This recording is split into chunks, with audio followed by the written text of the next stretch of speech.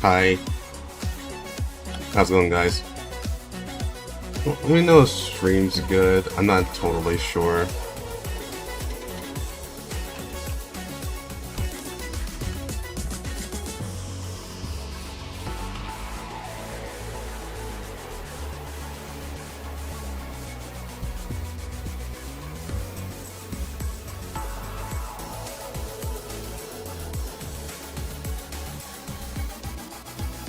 Like it's up on both Twitch and YouTube at the very least. I'm not going, I'm sitting. True that, true that.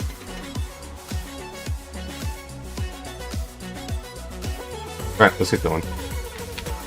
This should be about maybe a 3-hour sit.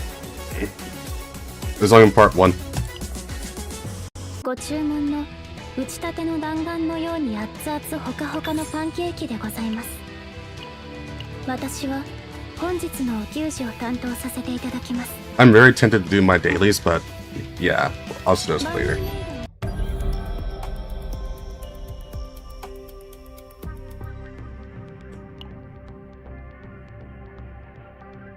Alright, let's get started.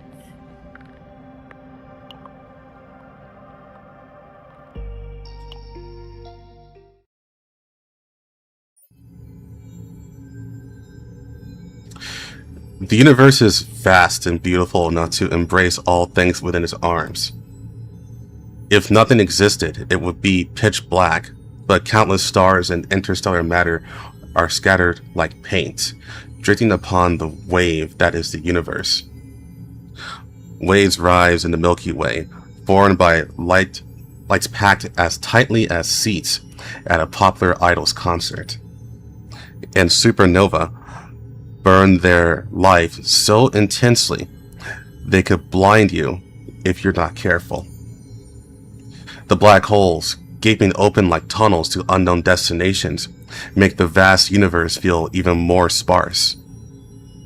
Once you sense the immensity of infinite time and space, you fall into a profound helplessness as an individual standing beneath it.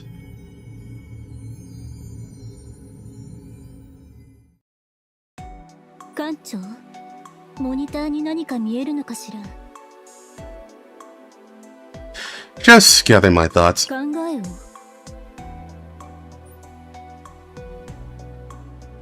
Only the pocket watch hanging from my neck reminds me of the current time and place. I don't know how many more times I can turn it back, or how far into the past I can go. And so I pray. A woman's voice lingers in my mind. When I'm lost, I find myself believing that following that voice will lead me out. At the same time, I can't shake the suspicion that the voice itself may be what caused me to get lost.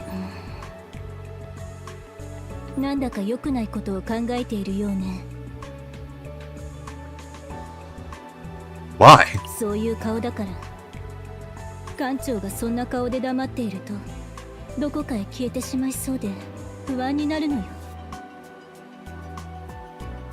Don't worry, I'm not going anywhere.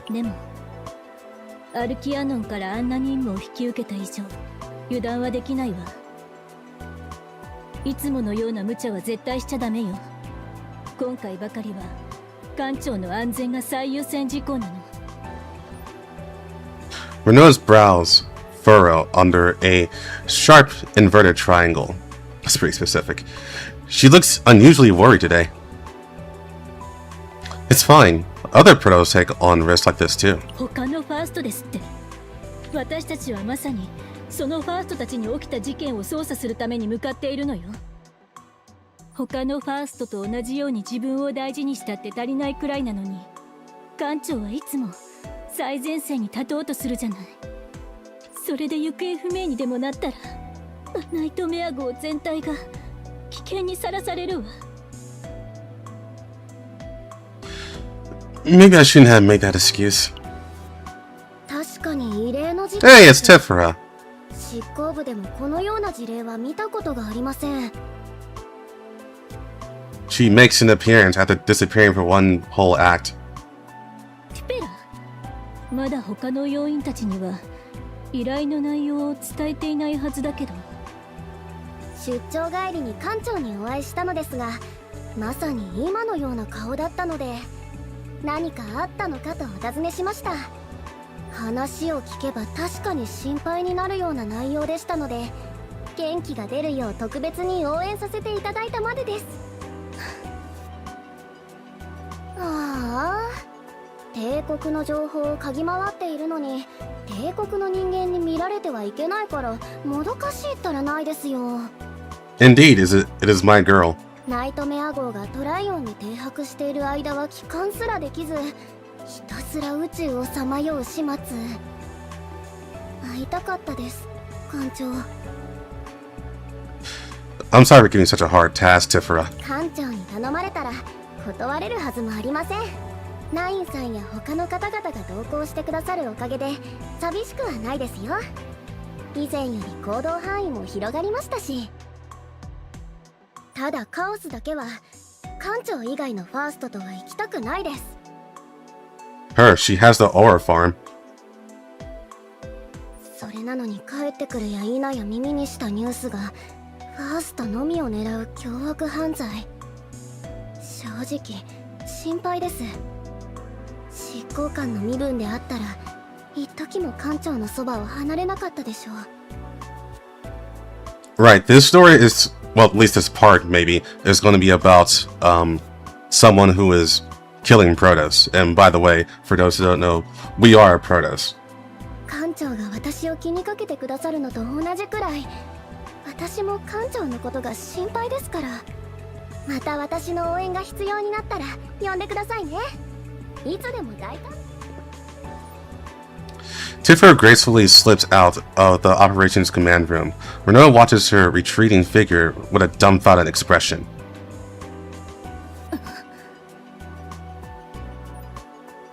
A shadow immediately falls across Renault's face. Since it's come up, maybe I should check once more. Before Renault can start nagging, the operational directive received from the Arcan Anon is pulled up. A case summary and attached footage materialize in hologram form. 艦長、 Not Protoss, Protoss. もう一度言うわ。ファーストは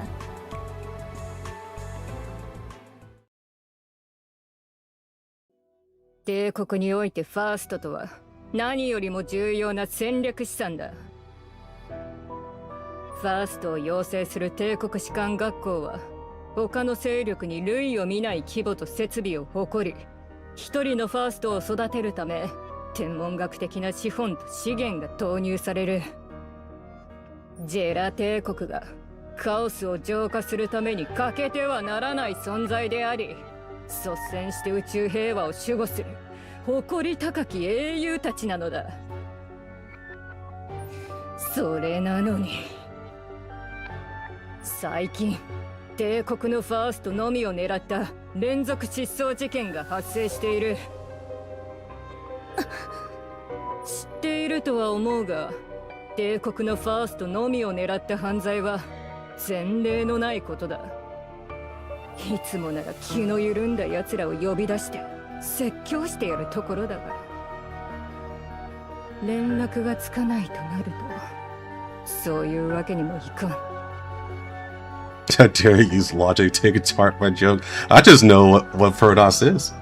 監察部や執行部などの他部署も事態の深刻性を認識して急遽対応に取り掛かっている。ナイトメア号も行方不明になったファーストたちの足取りを確認し、容疑者の身柄を確保するため全力を尽くしてくれたまえ。了解しました。ファースト失踪事件だなんて一体どうやって。 I meet Renault's worried gaze. That worry must surely be mixed with some bewilderment as to why anyone would commit such a horrific crime. But what weighed more heavily was the disbelief that someone had managed to abduct the Protoss, the Zera Empire's most vital strategic asset. Anyone who knows what the Empire is, its media control's ability to completely suppress news of a galactic disaster-level incident, and the decisive capabilities of the Enforcement Bureau, which blazes the path forward for the Empire, would never dare such a reckless act. ファースト関連の犯罪であるため、艦長を前面に出すつもりはない。帝国内部については観察部が、外部勢力に対しては執行部が動く。あまり気負いすぎるな。であれば、私たちのやるべきことは Something related to the chaos, I presume. アルキアノンのファーストにしかできないことだ。今回の失踪事件には共通点がある。被害者のファーストたちはカオス任務に向かってから行方不明になり、またその前後、カオスのコアが消滅している。失踪事件のパターンを分析した結果、カオス任務が予定されているアイアンレイン派遣中のファーストが次のターゲットである確率が 87% に迫ることが判明した。Supposed to get rid of chaos, of course. ナイトメア号はアイアンレインに派遣中の帝国ファーストアッシュを保護し、容疑者を直ちに逮捕。緊急時にはカオス任務に同行できるか？ Yes, I'll prepare right away. いいぞ、その意気だ。では、今すぐ現地に向かいたまえ。I just noticed Parthenia has a lot of hair. Yes, understood.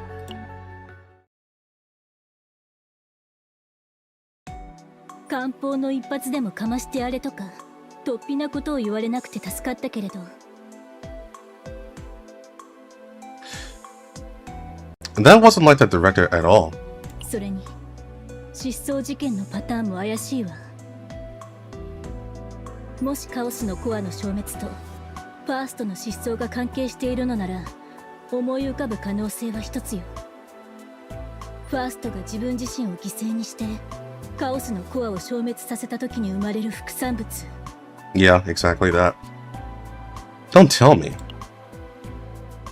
アスナ様の信号が最後に捕捉された位置に、これまで確認されたことのない性質の宝石が落ちていました。Oh, so I paid attention, but my character did not. Okay. 理由はわかりませんが、まるでアスナ様が自らを犠牲にしてカオスのコアを封印したかのようでした。It's fine. I forgive you. You have a lot on your mind. I won't say you're an idiot. 部長はすぐに確信しました。これはアスナ様に間違いないと。ファーストが宝石に？学者たちはプリモニウムと名付け研究を進めました。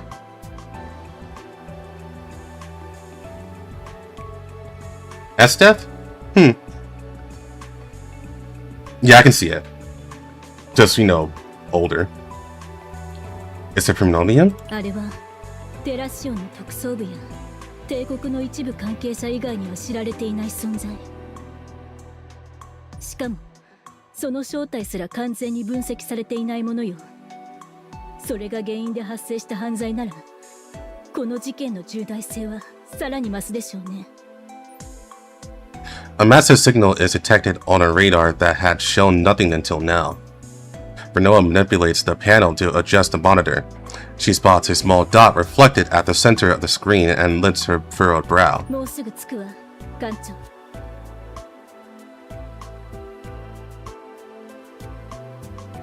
I should send a docking request signal. そうね。ここで緊張していても仕方がないわね。行きましょう、アイアンレイン号へ。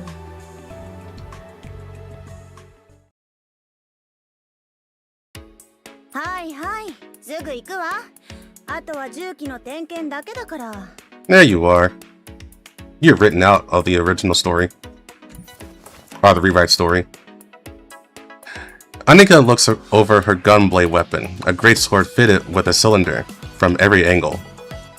Just as she's about to inspect the cylinder, a torrent of nagging pours out of her communicator, and she squeezes her eyes shut. あなた今日やけに小言が多いわね。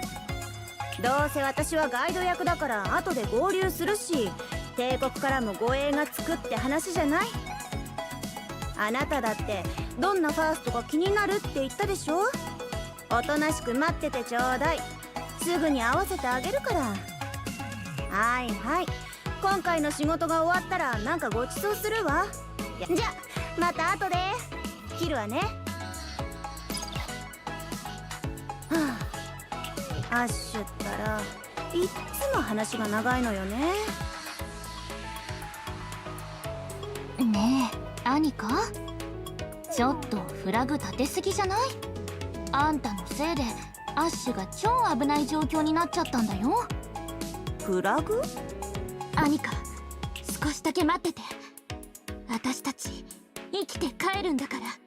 そうだよ、この戦争が終わったらその時は絶対お家に帰って一日中寝ちゃおう。20時間くらいね。これくらいしとかないとフラグは避けられないんだよ。えへん。よくわからないけど、そっちの招待員たちに寒いって突っ込まれてる例の冗談シリーズなのかしら。お褒めいただき強烈至極。もういいわ。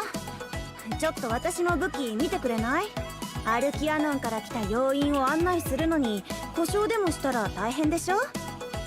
Unless they throw a curveball, Anakin should not be dying. 確かにアイアンレインを代表して帝国の特使を迎えるバッファロー破壊工作班のアニカが無様な姿を晒すわけにはいかないよね。別にアイアンレインの代表ってほどでも。そこで帝国に舐められないために重要なものは何か。ズバリアイアンレインでのみ流通する火器に関する膨大な知識なのだ。 With an ass like her, she can be as silly as she wants.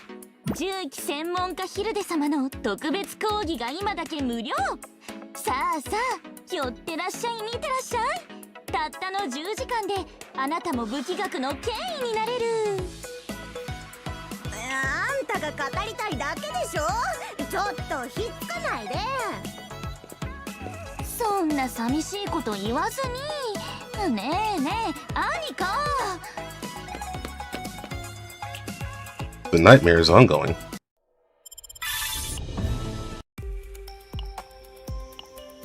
Oh, actually super close to the... Okay.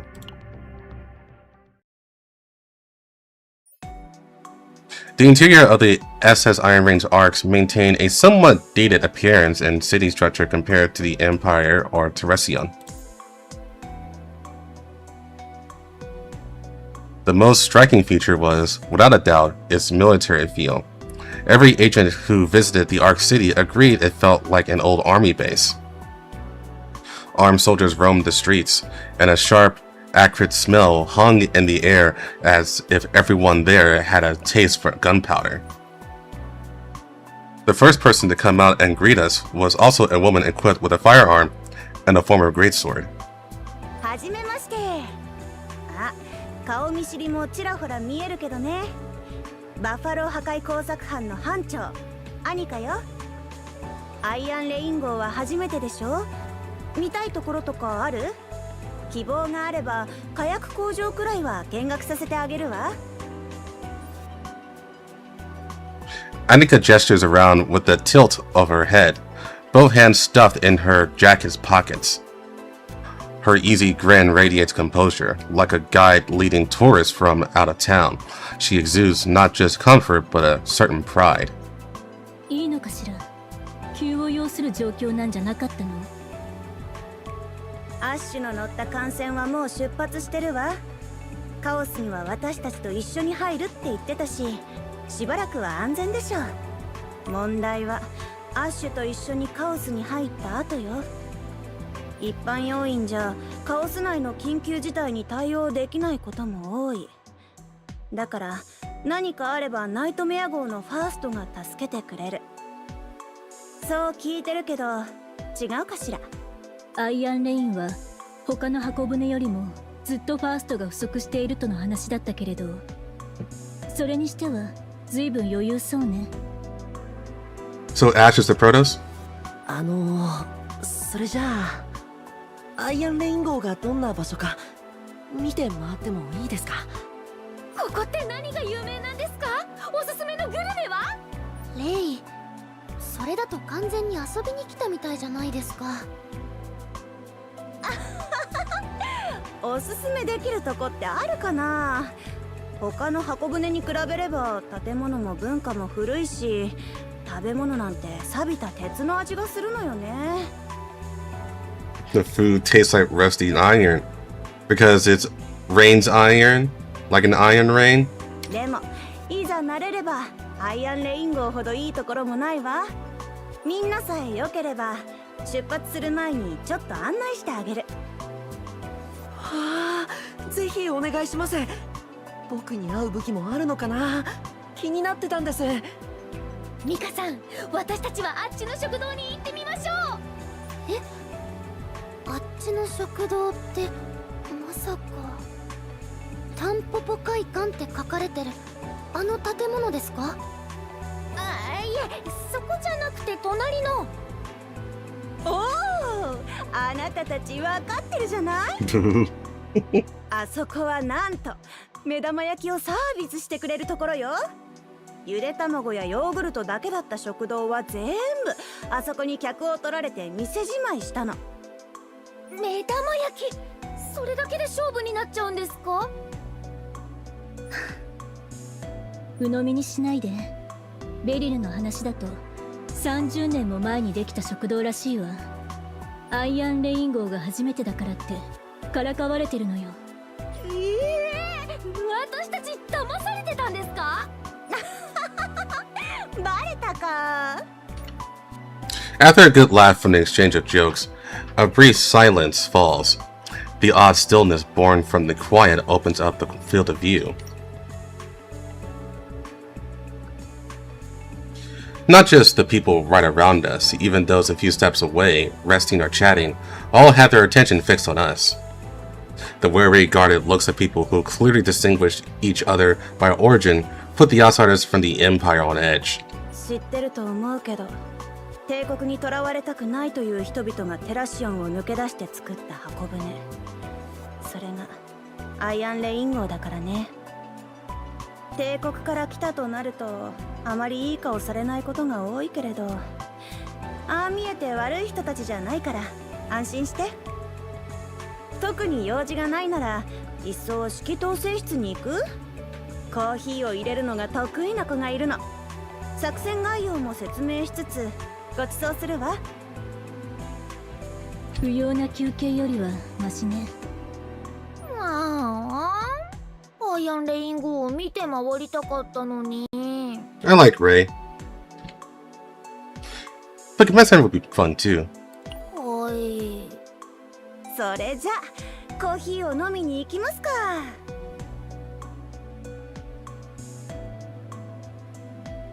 コーヒー？誰が入れるか自販機で買えばいいだろう。 Was Jenna also written out? Yeah, I want to say she was written out of the revamp, so yeah, this makes sense. そんなジャネット。 So they're just walking on a space station city with giant ass firearms? Yeah. Yeah, pretty much.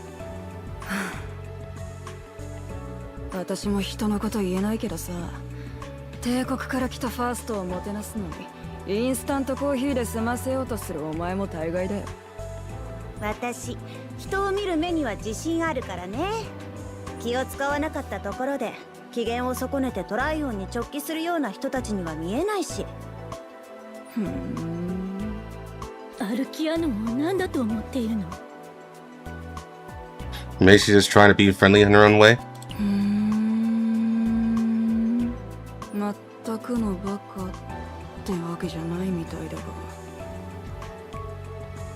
Ellipses. まあいい。アニカがやりたいって名乗り出た任務だし、私まで首を突っ込む必要はない。重機の点検はしっかりするんだぞ。じゃあ私はこれで。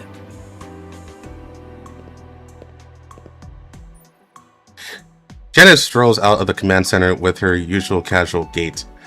Anika slumps her shoulders as she stares at the empty table. ああ、いくらなんでも何もご馳走しないってのはちょっと気まずいんだけど。It's fine, we appreciate the thought. 別にチヤホヤされるために来たわけじゃないわ。他のファーストたちがどうかは知らないけど、私たちは上品ぶった社交辞令より単刀直入に仕事の話をする方が好きよ。Renault takes a seat in front of the monitor with a relaxed expression. The other agents, unbothered, are busy taking in the sights of the command center. ナイトメア号では見ない施設が多いですね。これなんか自爆ボタンっぽくないですか？ I wonder where Haru is. Haru should be part of the team by now, right? Don't press anything. おーい。 The seat next to Renault is empty, so I take it and settle in comfortably, gazing at the monitor. Anika glances back and forth between Renault and the other agents as if deciding it doesn't matter. Begins the briefing. Then, as if deciding it doesn't matter, begins the briefing. 来る前に聞いてると思うけど、今回お願いしたい任務はアイアンレインに派遣された帝国ファーストの護衛よ。ファースト連続失踪事件のせいとかなんとか、私は正直よく知らないわ。とにかくもうすぐカオス任務を開始するところなの。Yeah, the arcs are basically mega cities. They're basically as large as a country, pretty much. うちのファーストがカオスの中で事故に遭わないようにしっかり見ててちょうだい。いいわね。惑星とカオスの名前は？惑星パグナにある万華鏡の孵化場よ。インベーダーがうじゃうじゃいるけど、うまく避けて立ち回れば使える資源が結構手に入るの。インベーダーね。カオス自体も大型以下の規模のようだわ。難しくはないでしょう。ファーストが先に出発した理由は？さあね、士官学校の同期と予定を合わせるとかなんとか。ねえファースト、あなたのとこの副官長ってもともとこんなに気が早いのかしら。 Ellipses. That's something you do not answer. Nika tosses out the blunt question with her usual unhurried demeanor. It wasn't as though I come expecting the grand reception Renola had mentioned, but the atmosphere being laxer than necessary was actually creating its own kind of tension. The reason I didn't answer right away was that, having been by Renola's side all this time, I could see that, just like Annika had pointed out, she did seem more on edge than usual. Renola, you're too tense. 気が立っているですって。ファーストを守るならこのくらいは警戒すべきよ。余裕ぶってる方がおかしいんじゃなくて。No, I'm just protecting you! 艦長ってすごく大事にされてるのね。気持ちはわかるわ。私だってアッシュがいなきゃ困っちゃうしね。でも今から焦っても何も変わらない。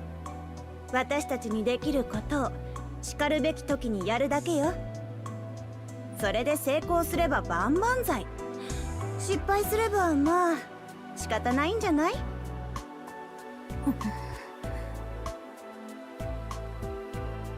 These two are complete opposites. To Renoa, who wouldn't hesitate to risk her own life to save others, Annika's seemingly complacent attitude must be pretty deeply off-putting. Possibly sensing the subtle tension between Renoa and Annika, the other agents who had been looking around also held their breath.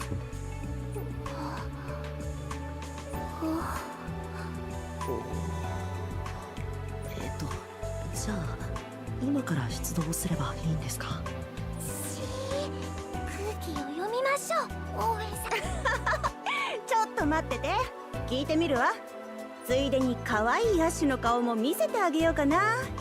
多分アイアンレインにいるファーストの中じゃ Okay, Ash is the 可愛い Protoss. んじゃないかしら。もしもし、ブルーファルコン号応答せよ。ブルーファルコン号。 Blue Falcon! Annika operates the panel between the monitor, then takes a few steps back and looks at the screen. A message attempting to contact the SS Blue Falcon appears on the monitor. Holy shit, it's actually the Blue Falcon. What the fuck? No, that's actually the Blue Falcon. What?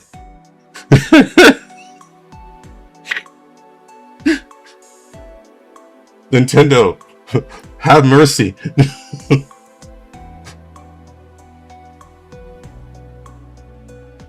Alongside the message, a live video feed plays showing the ship observed from the SS Iron Ring.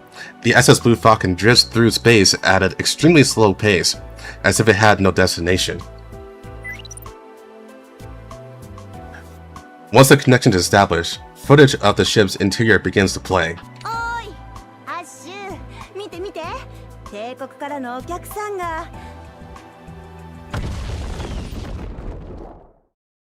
The moment the window appears, a deafening explosion pierces our ears, and the entire feed is engulfed in flames. Chunks of crew members, uniforms, and ship equipment scatter into thousands of fragments. The onboard feed cuts out immediately. The feed from the SS Iron Ring's small satellite camera captures the explosion clearly.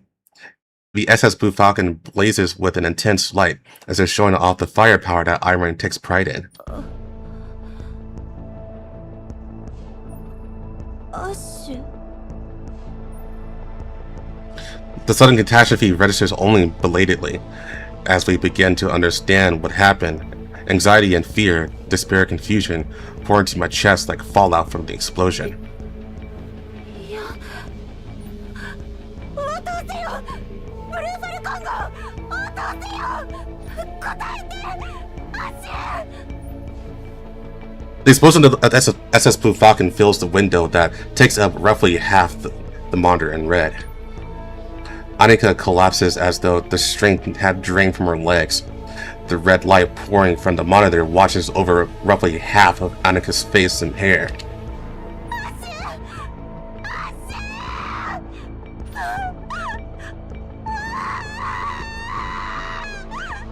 アッシュ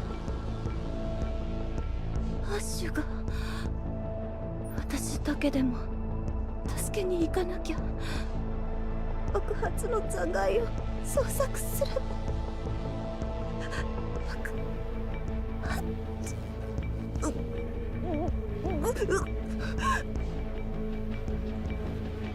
Annika, relax. They're still away. Look at the monitor. A small dot shoots out from the center of the explosion, then crosses the vast expanse of space at a steady speed. あれはきっと緊急脱出スポットよ。エンジンがついているってことは誰かが操作しているに違いないわ。緊急脱出ポット In the footage where the explosion has settled, there is only black space and a single small dot between it all. The small dot crosses Annika's eyes. Everyone, prepare to deploy. The objective is the SS Blue Falcon's Mercy escape capsule. ミカ、ナイトメア号に離陸要請をしてちょうだい。レイはアニカのサポート。オーウェンは艦長の安全に細心の注意を。はい。アニカ、まだ終わっていないわ。ファーストを助けたいなら諦めないで。本当にアッシュを助けられるのかしら You won't know until you try. I reach out a hand to Annika. She takes it with trembling fingers and struggles to rise to her feet. The monitor's unwavering eye continues to display the current coordinates of the SS Blue Falcon. The lost signal message seems to repeat itself meaninglessly, but a moment later, a ship-wide broadcast from the SS Iron Ring follows. ファースト、アッシュが搭乗中のブルーファルコン号にて爆発事故発生。関連部隊は全員出動準備。ナイトメア号の指揮官はナイトメア号と協力し、直ちにファースト救助に当たれ。繰り返す。ファースト、アッシュが搭乗中のブルーファルコン号にて爆発事故発生。関連部隊は全員。確かに諦めるにはまだ早いよねお願い、ナイトメア号、一緒にアッシュを助けて。 Yes, it is quite the explosive opening. 空間、自由、制約、有限と無限、全部がごちゃ混ぜになったらどうなるのか知りたいと思わない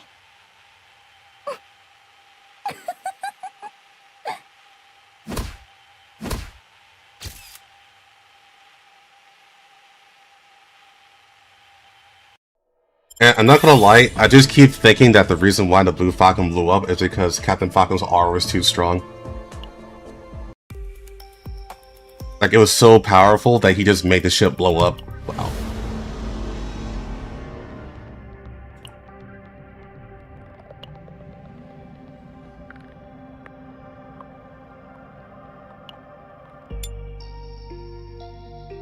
Reno, 任務開始。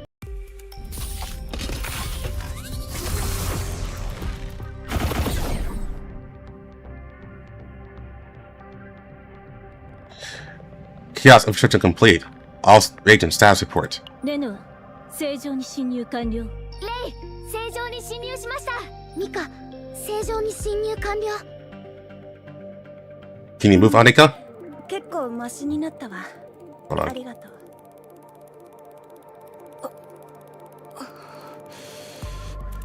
It was the Nintendo Ninjas. Yes. 緊急とうるさいから何事かと思ってきたが、これは一体。ジャネット、とりあえず正常に侵入完了。 Good. Then we begin the infiltration operation. Renoa, please give us the mission briefing. 緊急脱出ポットは爆発によって万華鏡の孵化場近くの小型カオスに落ちたわ。アイアンレイン号も対応はしているけれど、多数の部隊を動かすために急ぎでファーストを手配しなければならないから、今すぐは駆けつけられない状況ね。ブルーファルコン号の生存者が確認できた場合、その保護を最優先に動くこと。以上よ。はい、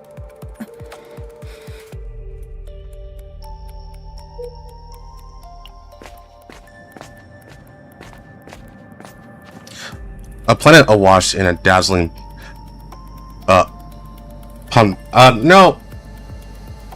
no, I can't talk. Panorama that ripples with the brilliance of gemstones. Rare crystals and precious gems lure outsiders to the planet, but beneath its dazzling splendor lies an unseen danger. We've got the coordinates, now we just need to get a gauge on where the capsule actually fell. How are we supposed to find a single small capsule in a place like this? We just need to follow the trajectory of its fall in reverse. The coordinates provided by mission control are clear. However, that doesn't mean a single coordinate can get us the accurate location of a capsule that fell somewhere in this vast chaos because of an explosion.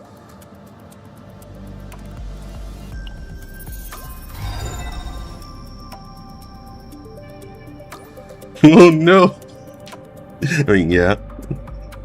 The capsule kept transmitting its distress signal right up until it crashed. The signal's last known coordinates, the shockwave from the explosion, and the capsule's launch angle. Trace those three backward, and the scattered trajectories converge on a single point. Calculating coordinates, tracing the capsule's last transmission, compensating for explosion shockwave and ejection vector. Crash trajectory convergence 997%. Coordinates found. Epiphany. The fall trajectory and the identified coordinates are converging at one point. We're zeroing in on the exact location of where the capsule should be. You found it this soon? Formba, we depart immediately. I calculate the optimal route from the Chaos outskirts to the coordinates identified as the capsule's location. The agents move in unison, each holding their position. Guess I go bottom.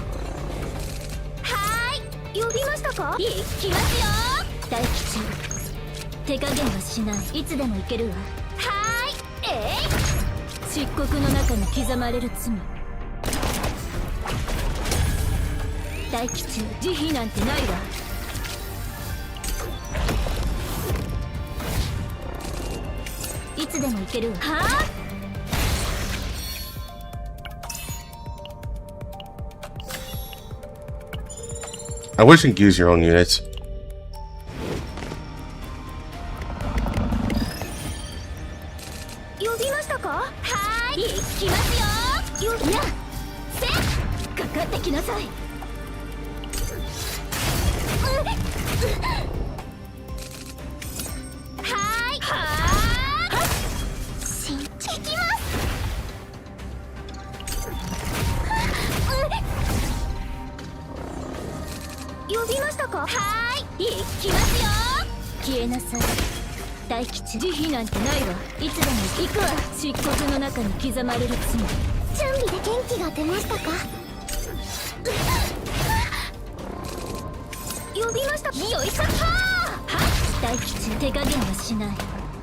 Yeah, sure. Crit, please.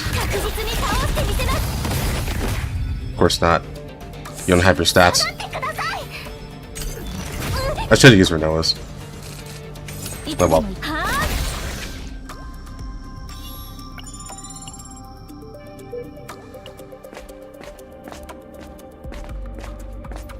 Hey Recon, how's it going? The inside of the cave was filled with gems. The walls, the ceiling, even the floor itself, each of the tightly knit gemstones shone their own vibrant hue.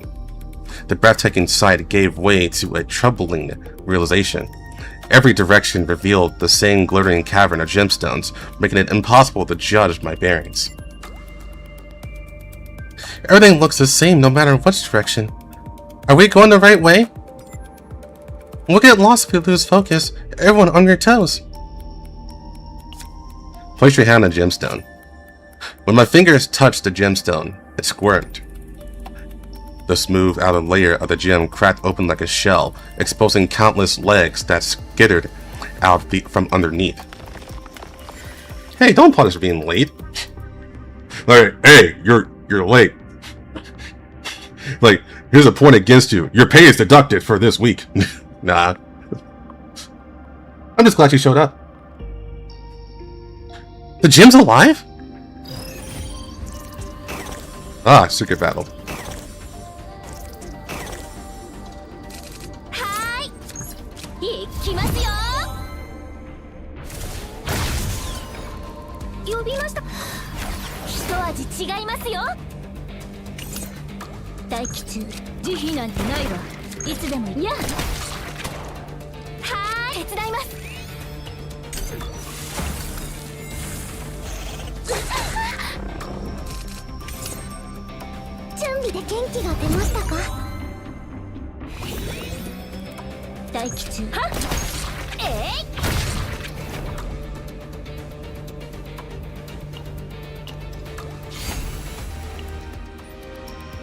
I can't shake the thought that the crystals blanketing the cave aren't crystals at all, but living creatures hiding countless legs beneath their polished shells.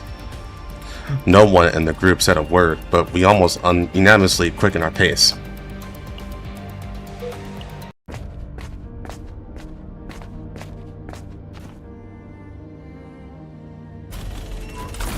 Just need to finish mining, then I can finally return home.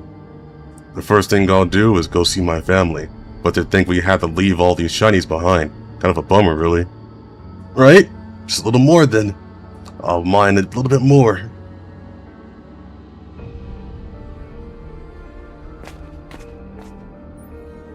Deep into the cave, the group comes to a halt. Ahead of them is the faint flickering of silhouettes. I never thought we'd run into members of the Iron Rain here. The soldiers paid us no mind whatsoever. There is something disturbingly unnatural about the way that they endlessly repeated the same movements. Thanks for your hard work, Hero. Your videos are always a joy to watch and listen to. Oh, thanks for Recon for $20, and thanks for the kind words. I actually need to pull up text-to-speech, don't I? I gotta figure out how to do that. Because that'd be nice. I thought I had that beforehand, actually. Yeah, I'll have to look into that. But thanks again. I do appreciate that.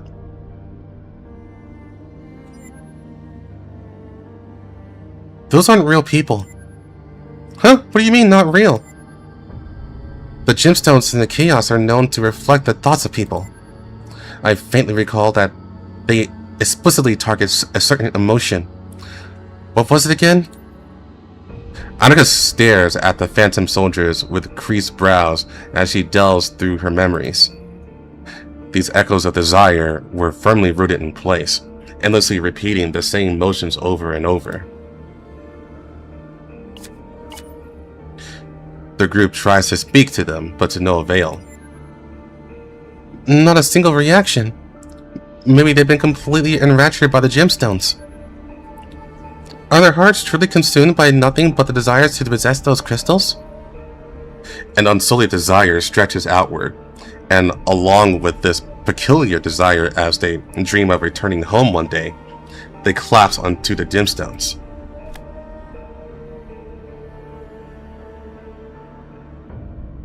When a different combatant's card is... When an attack card of different combatant is used... I mean, it doesn't matter, just put it on there.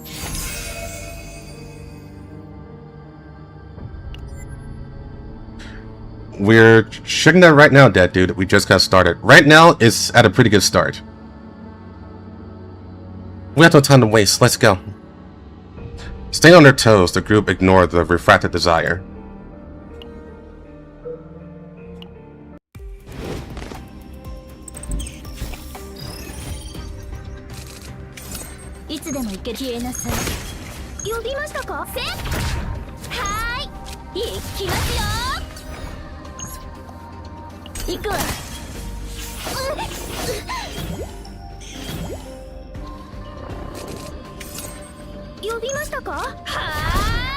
Oh my god, where's the damage at? There we go. Renoa, do more of that.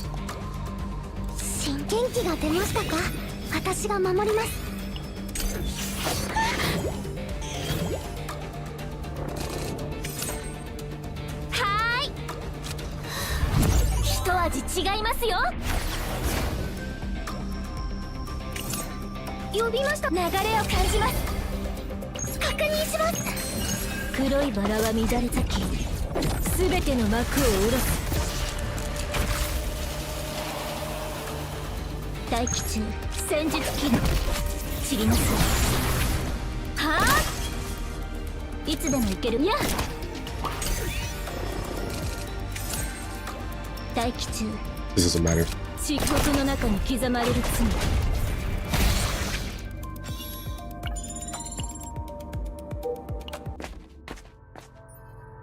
Given that it's a small chaos, I expected the infiltration itself to be easier than usual, but perhaps because we have witnessed an entire warship explode, the tension simply wouldn't fade.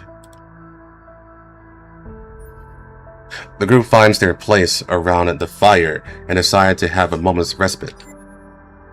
My hands are shaking no matter how you look at it. It looked like a normal gemstone. You're not wrong. Even I was confused. But don't you think it's a bit cute? Cute? That monster just now? After catching their breath and having a look around, they realized that the vista within the cave was astounding. The gemstones embedded throughout the walls glowed faintly, as if awakened by the group's breathing. The red dot never stopped blinking, even during the rest. It was as if Ash was sending out a rescue signal. As they neared their destination, anxiety and relief each took turns bombarding the group's nerves. Enough time had passed, and the group dusted themselves off as they left the warmth behind. The red dot was still blipping out there somewhere, waiting for their arrival. Hey Vlog, how's it going?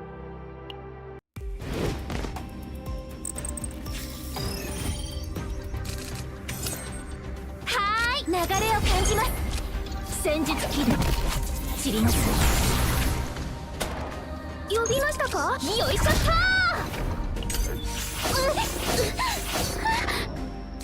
ー。呼びましたか？行きますよ。いつでも行ける。消えなさい。待機中。戦術起動。準備で気をつけて。は？行くわ。No! Why didn't you kill it? いつでも行ける。漆黒の中に刻まれる罪。 My god, I hate these story characters. They have like no gear. Fuck you, Whirlpool.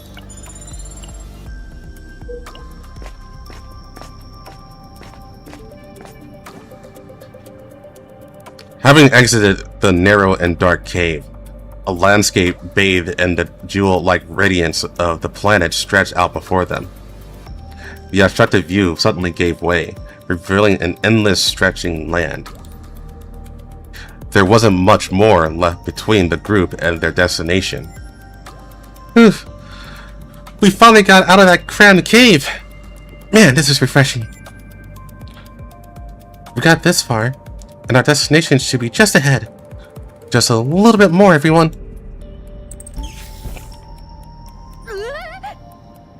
インベーダーたちよ。ここは弱いけど、下手に近づいて囲まれたら痛い目を見るわ。つまり火力で吹き飛ばす戦い方になるわね。Annika raises her gunblade. Sparks flash in Annika's eyes, as if to announce the firepower of her weapon. バッファロー破壊工作班の力見せてあげるわ。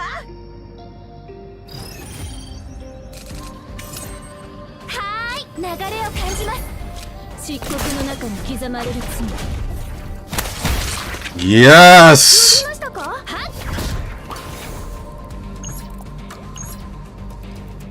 私の力で確実に倒してみせます。待機中。手加減はしない。ありがとうございました。おかげで戦いやすかったです。今回の任務は普段より安全かなと思ってたんですけど、もうインベーダーはうんざりです。カオスの規模からして強いモンスターは出ないはずよ。問題はモンスターでなく感染爆発に関連するさらなる脅威の可能性ね。それでさっきから艦長にべったりなのかしら。艦長を守るために。軽口が叩けるということは少しは元気になったみたいね。ええ、艦長の言う通り少しは希望を抱いてみようかなって。ずっと落ち込んでちゃバッファロー破壊工作班の名折れだしね。ジャネット。アッシュが先に出発するって言った時止めるべきだったんだ。私まで油断してた。いっそのこと私だけでも。ジャネット、落ち込んじゃダメだって。これじゃ連れてきた意味がないでしょ。私たちは爆破専門家で人命救助隊じゃない。 That's why you have us. モンスターとの戦闘はいくらでも手伝う。だがその後は全部お前たちに任せることになる。 Of course, that's what we're here for. I'll keep guiding the way. Everyone move carefully. 分かったわ。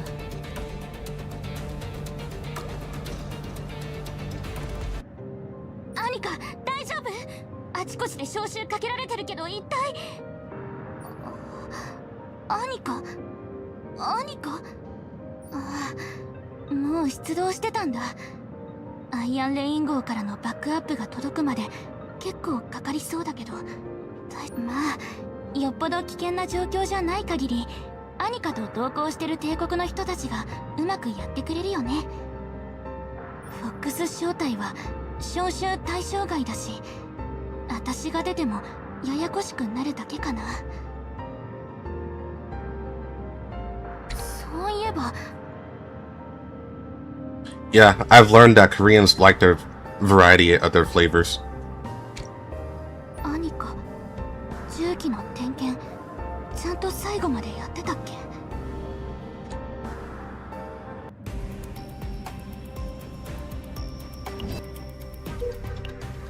やるべきことをやっただけ。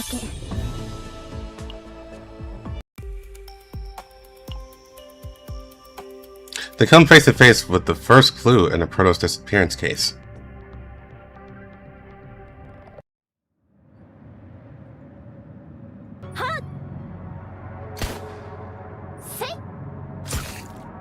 ジャネット、今よ。準備完了。発射。 Under the agent's efforts, the insectoid monsters fell one after another. Especially when Annika and Janet unleashed their firepower. The clustered monsters vanished into dust in an instant. 思ったより早く体が温まってよかったわ。ね、ジャネット。まあまあだ。 Looks like Annika and Janet have recovered too. We're almost at the target point. Everyone, focus. オッケー。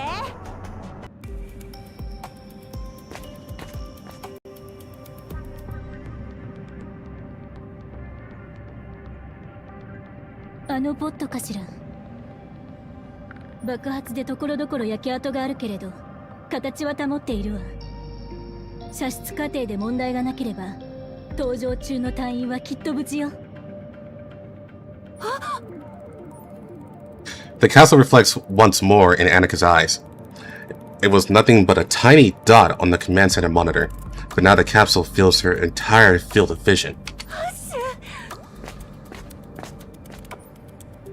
With each step closer Annika takes, the castle reflected in her eyes' retinas grow larger. As the capsule door opens, even Janet, who is still on guard, brightens. 本当に生きてたんだ。アニカ、帰ったらコーヒーを入れさせてくれ。じゃなきゃ私の気が済まない。そうね、お願いしちゃおうかな。あとナイトメア号、特に艦長、ありがとう。おかげで助かったわ。いいえ、やるべきことをやっただけですよ。 Here's when the bad thing happens. 私たちの任務はカオス任務に同行し、必要である場合容疑者を逮捕すること。今回の爆発は一般的な事故とは考えにくいわ。高い確率で連続失踪事件の容疑者が関係しているはずよ。人命救助が終わり次第ポットを調べて容疑者を追わなければ。最悪の場合容疑者はさらなる犯罪を企んでいるか、もしくはファーストを狙った犯罪に手を染め大規模テロを計画するほどだとしたら。待って、まさか。 Footsteps echo from inside the capsule, and then suddenly something is hurled out.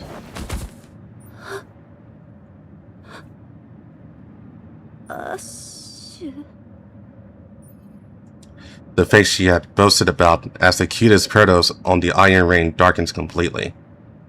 Whether it's soot from the fire or smeared paint is impossible to tell, but the shape of her mouth makes one thing clear. She had been screaming.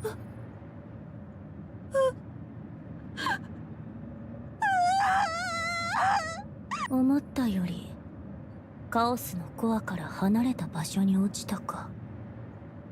素材は十分だけどもったいないのは変わらない。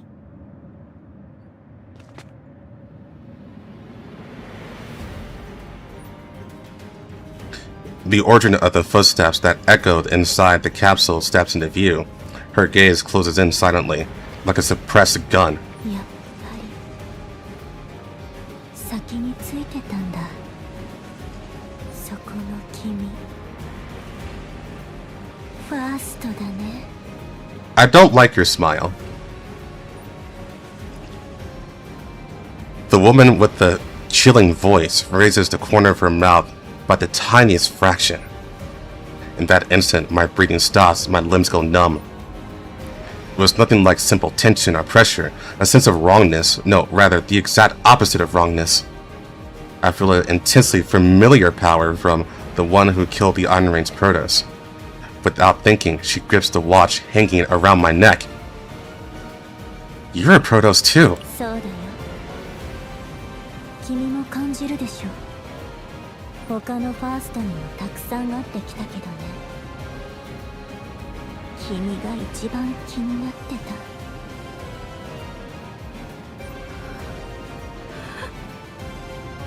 アネス、確かにアイアンレインに去ったはずじゃ。ああ、アニカか。アイアンレインの増票には興味ないんだ。消えて。I like that look.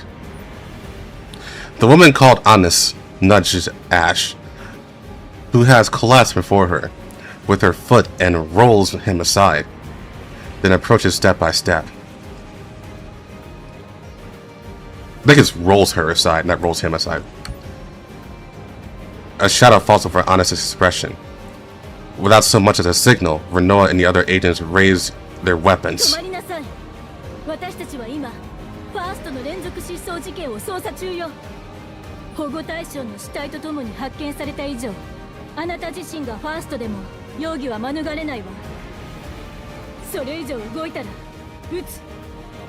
くだらないプロセス。くだらないおもちゃの銃だね。見てわからない？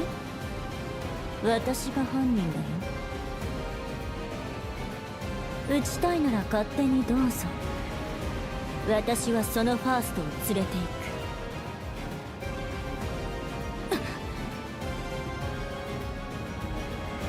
全員戦闘準備。容疑者のアネスを捕らえるわ。はい。 The moment Renoa gets the signal, the agents rush at Honest altogether.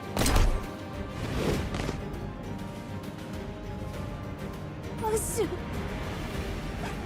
目を覚まして。アッシュ、死んじゃったね。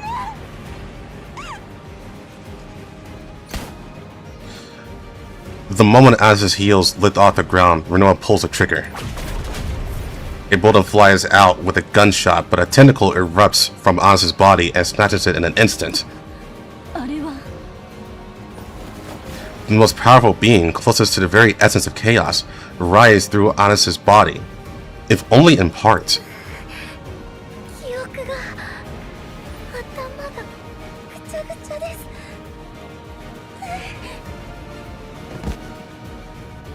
ミカさん、大丈夫です。私、戦え。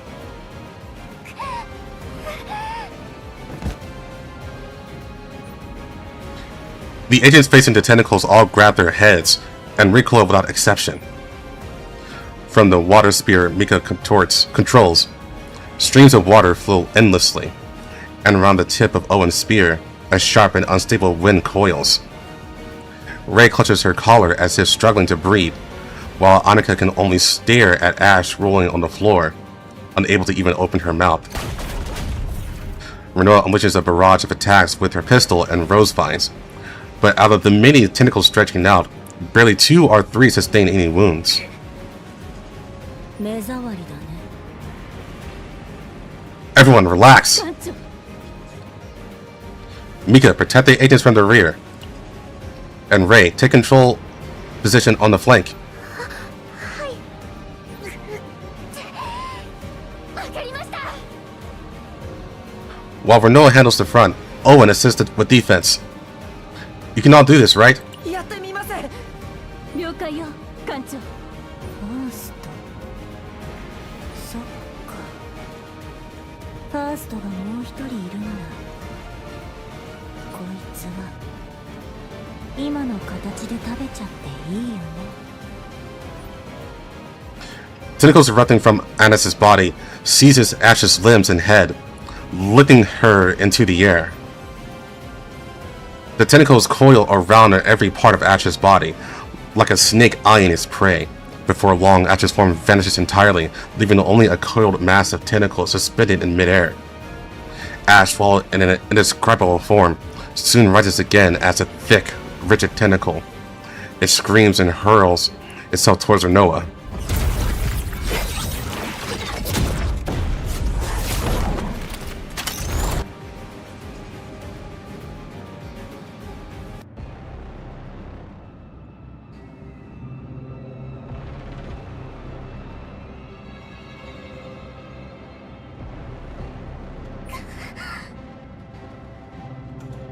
Renoa! Mika's streams of water flies towards the tentacle, but spills onto the floor before it can even make contact. Ray and Owen collapse to the ground as if crushed by something unseen, writhing helplessly.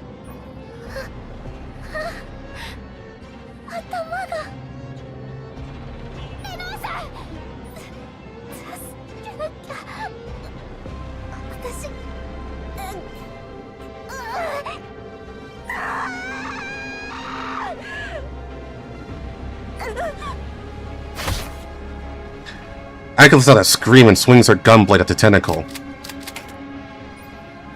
Whether from the sudden swing or something else, the cylinder from the gun blade jams mid-rotation, and the tentacle, having deflected the blade, slams straight into Anika's abdomen. 無力だね。何の意味もない。ゴミはゴミらしく、切り刻んで捨てちゃおう。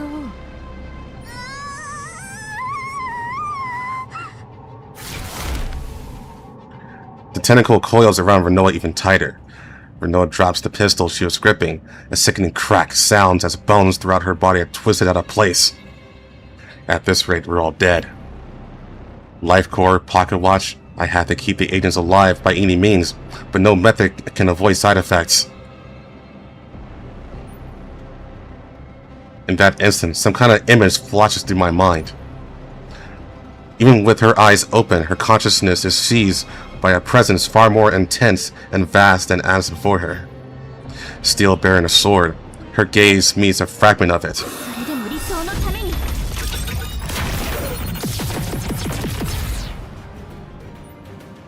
Just before an arrow strikes Anis between the eyes.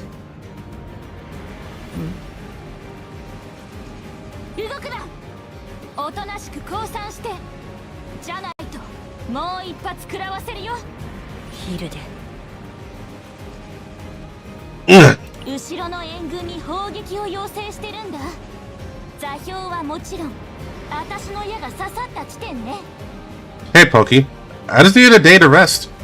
Honestly, I was tempted to stream yesterday too. 要するに間もなくアイアンレイン号から来た数十隻の戦艦があんたの額に風穴を開けちゃうってこと。ファーストなしでカオスに数十隻の戦艦を送り込むと。ファーストならここにいるでしょ。君らしくないね、ヒルデ。あんたこそずいぶん変わったじゃん、アネス。おしゃべりはここまでかな。無駄な抵抗はやめて、おとなしく降参。Yeah, I called off yesterday. ナイトメア号のファースト、まだ終わりじゃない。終わりと始まりは区別できない。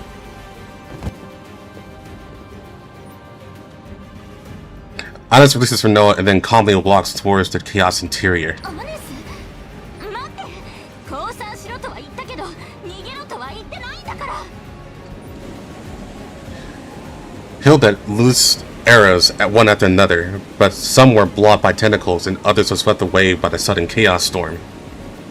Through the chaos storm, as the silhouette of the steel bearing a sword shimmers and then disappears, something feels off about Anis's retreating figure as she vanishes.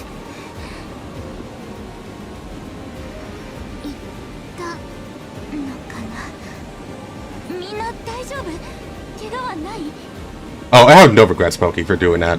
No regrets whatsoever.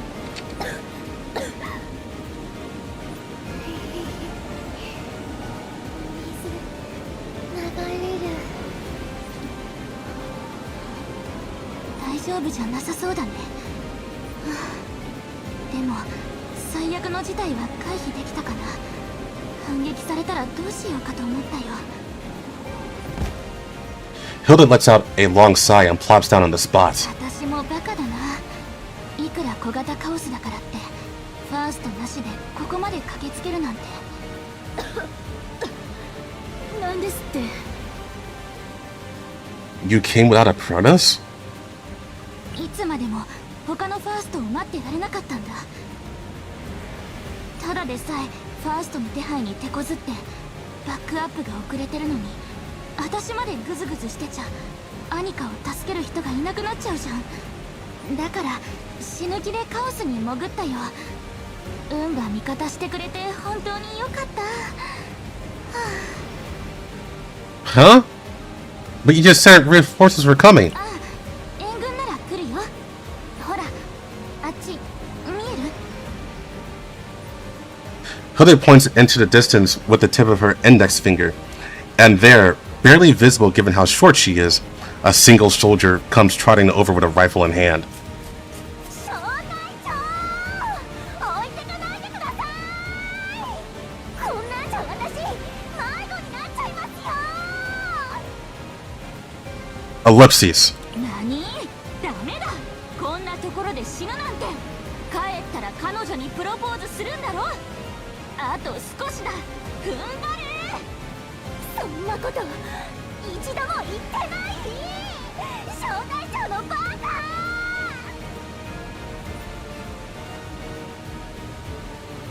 Hilda grins smugly, apparently convinced her joke, tossed out to get a laugh, landed perfectly.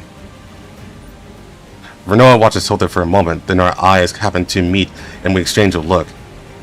The meaning behind it needed no words. なんなのこいつ。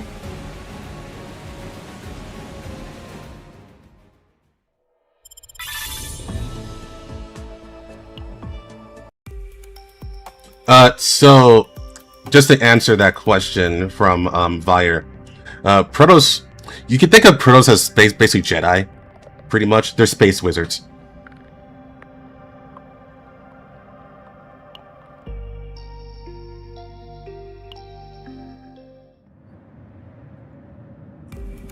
はじめまして。フォックス小隊の小隊長ヒルデだよ。主力武器はかっこいい折りたたみ型の弓と冴えた頭脳。体重は秘密。二つ名は戦場のペテン師。よろしくね。自分のことをペテン師と紹介してどうするんですか。恥ずかしすぎる。私はフォックス小隊の隊員ユニと申します。よろしくお願いします。レノはナイトメア号の副艦長よ。おかげで助かったわ。帝国のファーストや戦闘員たちが来るってアニカから聞いてたからね。情報を共有してくれたアニカのおかげでもあるかな。 I would say some do, that dude. ね、アニカ。やれやれ、まだ放心状態なのかな。 But the big thing about Protoss is that they're, for the most part, they're highly empathetic. They have a high ability to be empaths. That's like their main thing. So they tend to make a lot of friends wherever they go, unless they're like pure assholes. There are some Protoss that are like severe assholes. So. アニカ、しっかりして。ほら、起きてる？シリンダーが壊れたの。そのせいでアネスを止められなかった。そもそも私が最初からアッシュと一緒に出発してれば。 You'd be dead too. ナイトメア号の案内役は必要だったよ。あんたが一番適任だったのも事実だしね。あんたがアッシュと一緒にブルーファルコン号に乗ってても今頃宇宙の塵になってただけだよ。 I still can't get over that the SF Blue Falcon was actually the Blue Falcon.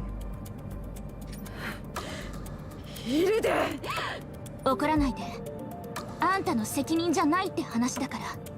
シリンダーが作動したところで何も変わらなかった。それすら自分の責任だって溜め込んで、もっと後悔するだけだよ。あんたに何が分かるっていうのよ。 Annika grabs Hilda by her collar and immediately raises her fist. Hilda doesn't so much as twitch an eyebrow. Instead, she turns her cheek towards Annika as if offering out a pity. わかるよ。一番よくわかってる。殴りたいなら殴れば。八つ当たりできる相手がいてよかったね。アニカさん。アニカ。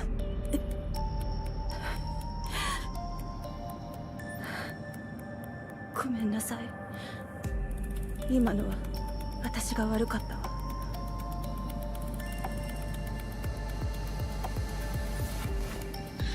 As Annika releases her grip on Hilda's collar, Hilda dusts off her lapels. Uni huffs and steps between Hilda and Annika. Then Janet moves in as well, taking her place at Annika's side. いくらアニカさんでもヒルデさんをいじめたら許しませんよ。分かってますよね。まあまあ、ユニ。私だってアニカの立場だったら同じ反応してたと思うよ。もちろん私は経験済みだけどね。ヒルデさん、そういう冗談は言うもんじゃありません。おお、ユニ、許して。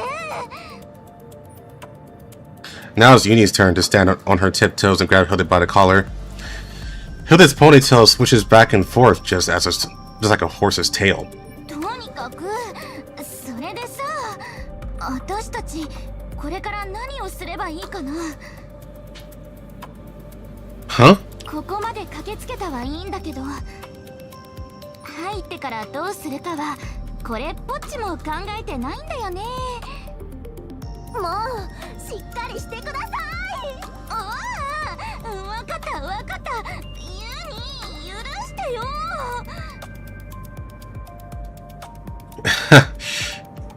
You all get along so well. What do you think, Vernoa? 決まっているわ。まず私たちからすれば任務はすでに失敗よ。護衛対象のアッシュが死んだのだから。その代わりファースト連続失踪事件、いいえ、ファースト連続殺人事件の犯人と思われる人物アネスを発見した。対象が艦長と同じファーストなら執行部はもちろんのこと、監察部にも合同捜査要請を出す必要があるわ。もちろんアネスがこの惑星を離れたりさらに事件を起こしたりしないよう私たちの方でも追跡すべきね。 She looks so serious right now. 結局アネスを追うってことだね。 That's what we have to do. Will you help us, Hilda? どうしよっかな。疲れるのは嫌だし、アニカを助けた時点で私たち仕事は終わったけど。ヒルデさん、あまりとぼけすぎると本当に嫌がってると思われますよ。誰よりもアネスの情報を探し回ってたくせに。それは。ほら、早くアネスを捕まえに行きたいって言ったらどうですか。ナイトメア号の凄腕の要員たちに便乗して後ろでサボりまくりたいって。サボらないから。私だって頑張るもん。むやみに追うのは危ないよ。生還率を上げたいならまず事前調査をしなきゃ。事前調査というと、事件の現場には証拠が残ってるもの。まずはこのポットから始めよう。私はアネスやブルーファルコン号に関する直近の情報を全部かき集めてもらうよう要請するから。 You know someone? アイアンレインの耳里い連中とはだいたい仲いいんだよね。うまく言いくるめれば楽ちんで安全なお仕事も回してもらえるし。 Hilda steps up to the capsule first and begins examining the scorch marks from the explosion. The blood spread across the floor like a carpet. and the internal structure. アニカはまだ近づくのも辛いだろうし、休んでて。ユニ、任せたよ。ちょっと人使いが荒くないですか？アニカさん、こちらへどうぞ。水筒を持ってきます。ありがとう。私たちも動きましょう。突起事項は全て報告してちょうだい。はい、はい。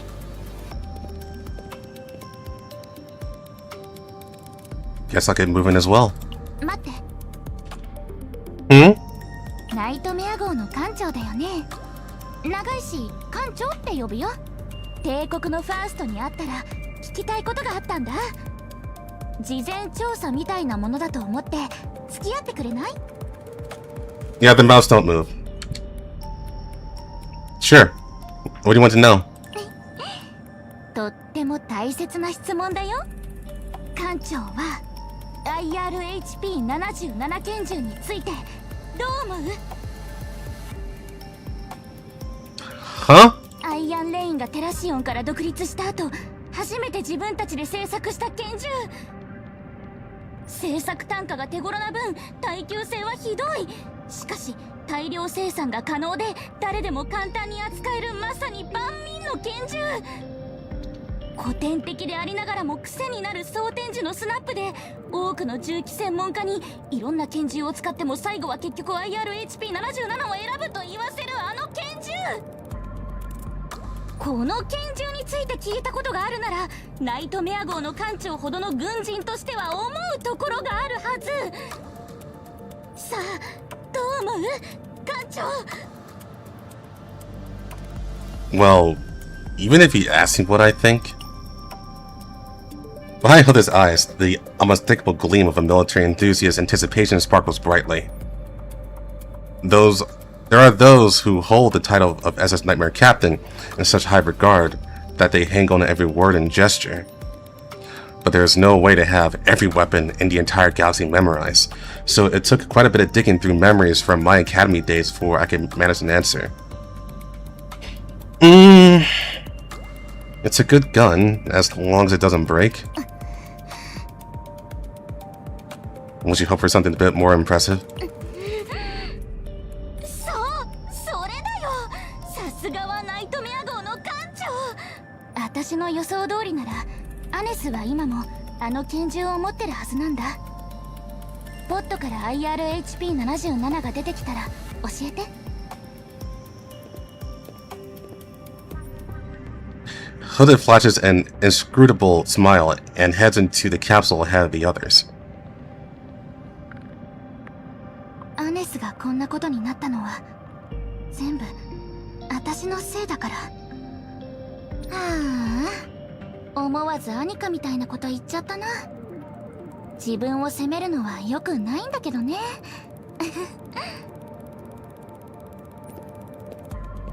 Hooded walks forward of her own accord into the dark. As she passes through the castle's entrance, a shadow falls over her.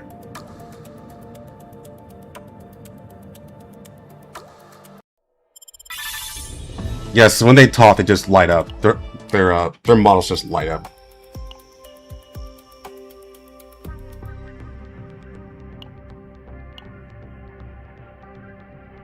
Also, yeah, Hilda has incredible thighs. 両手を上げろ。動いたら撃つぞ。撃てるもんなら撃ってみろ。片付けの悪いストックに片落ちのレーザーサイト。そんな TTW 社製の小銃じゃ私には当たらないぞ。一方こちらにはアイアンレインの一時代を築いた最強の拳銃 IRHP77 がある。伝説の司令官鉄血将軍が拳銃一丁で小型カオス3つを相当してさらに有名になったあの拳銃だ。愛国心をくすぐる拳銃を持ち出すとは卑怯だぞバネッサ。 Damn, she looked so nice back then. Look at those hips. 箱舟を差別したいわけじゃないけど、アイアンレインの人ってみんなこんな感じなの？いいや、私たちが変わってるだけだよ。アイアンレインに生まれただけで重機に興味ない人もたくさんいるしね。でもフォックス正体と動く以上は慣れた方がいいよ。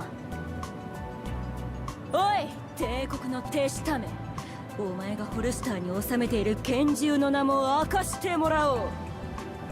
ちょっとバネッサ、帝国の手下はひどくない？それこそ差別だよ。年もそんなに変わらないくせに後から入った新入りにはわざと威張るんだから。何を言う、これにはれっきとした理由があるんだぞ。No, no one believes the horror game thing. That was false advertisement. このみは10歳の時から軍人となり、アイアンレインを守るのが人生の目標であった。めんどくさい職場としか思ってない連中とは志が違うのだ。なんだろう、咳が止まらないな。Yeah, I was gonna say it's not for the faint of heart, for sure. It can get pretty, I guess gory is the right word. 狐は狡猾で賢い動物として知られている。 But it's not a horror game. It's just, it's meant to be a brutal story, pretty much. But the horror aspect, eh. フォックス正体はその名にふさわしく、いろんな情報に詳しいだけでなく、さまざまな重機を使いこなし、一般的な部隊では手に負えない難しい任務をもテキパキとやり遂げる。それこそ最も有能で秀逸で立派な部隊だった。もちろん全ては私の基準による評価である。アネスは10歳の時何をやってたんだ？その頃から将来の夢はファーストだったとか？バネッサとは入隊同期だった。遠慮はいらないと言われたので本当に遠慮しなかった。銃器への情熱が凄まじい人だった。私も銃に関する知識は負けていなかったけど、根っこが違うというか。私は軍生活をスムーズにやってのけるために勉強した方だけど、バネッサは銃自体が好きな人だったから。10歳か。さあね。思い Yeah, 出せないよ。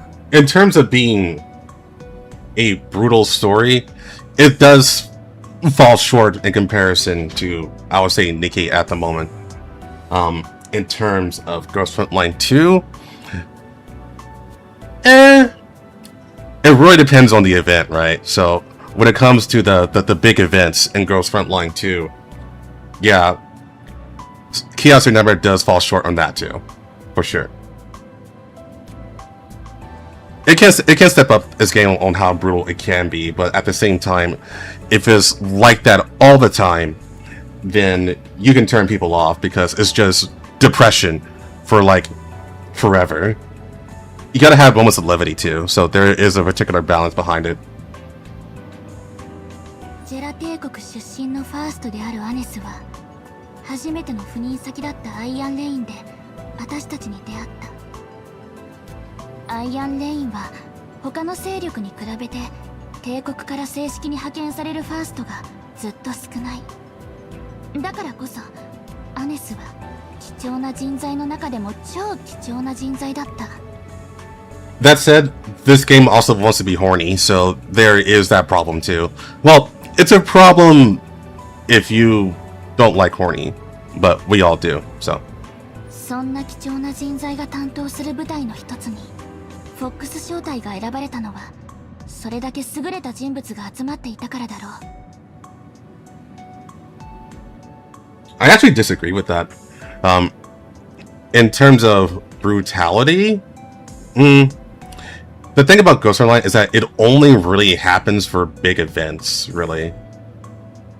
For Nikkei, it has gotten much more consistent with how brutal it can be. ただ私の目標は適度にサボりつつ適度に頑張り適度な実績を積んで適度に幸せな老後を過ごすことで。じゃあさ、どうしてこっちに来たの？ Hey, Kuga, how's it going? それはファーストが必要とされる場所であればどこにでも向かい力を貸す。 Oh, それが if we talk about Snowbreak, it's not even the same category. It's an entirely different conversation compared to Nikkei and Girls Frontline. 義務か。私とは縁のない言葉だな。フォックス正体は適度な実績を積むにはうってつけの礎だった。ヒルで新人の前で怠けるなって。アネスも来たし、まずは記念写真を撮ろう。みんな集まって。 Or like, I knew you're gonna bring it up eventually. That's next week. Next week when the hard mode ending comes out, that's when I do the whole thing. ちょっと私はフォックス正体の新人として入ったわけじゃないの。多くの担当部隊の中にフォックス正体もあるってだけで。気にしない気にしない。どうせしょっちゅう私たちと顔を合わせることになるからね。 Yeah, you're right, Federico. Girls Frontline does take more time to set everything up, which makes the big events that much more impactful. It's really just different styles. 私たちみたいな凄腕の軍人、他の正体じゃなかなか会えないよ。さあ撮るよ。みんな笑って。はいチーズ。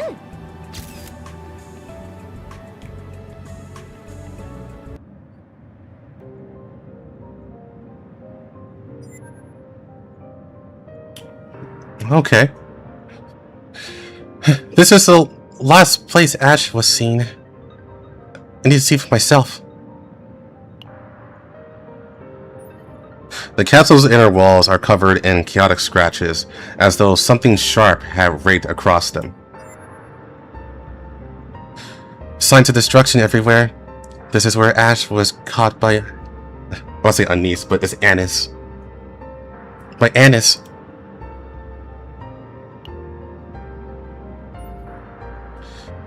The final flight log flickers dimly across the scorched console display. The destination changed mid-flight.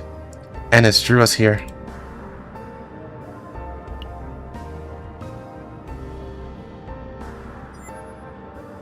Huh?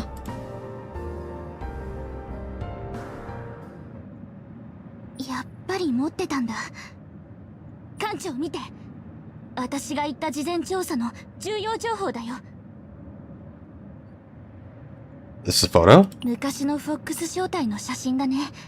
ポットの中から見つかったんだ。私と同期のバネッサ、そして初めてフォックス正体に合流したアネス。結構仲いい感じでしょ。バネッサは写真が好きでね、機密事項以外は全部撮って残してたよ。If this is an important piece of evidence. 時間と空間は証拠を解釈する手がかりになる。この写真を撮った前後の出来事、そしてこの写真がポット内のキャビネットでも一番目立つ場所に残されてた理由。アネスは思いつきでブルーファルコン号を爆発させたんじゃない。そう、絶対に。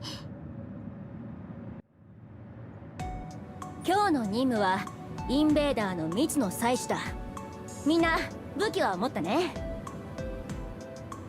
もちろん。よいしょっと。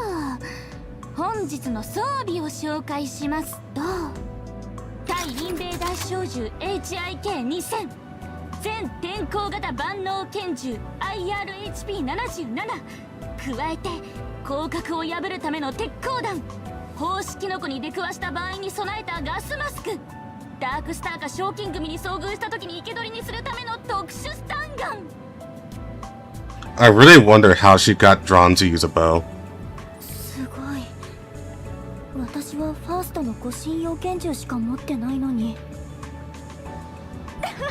お嬢様か。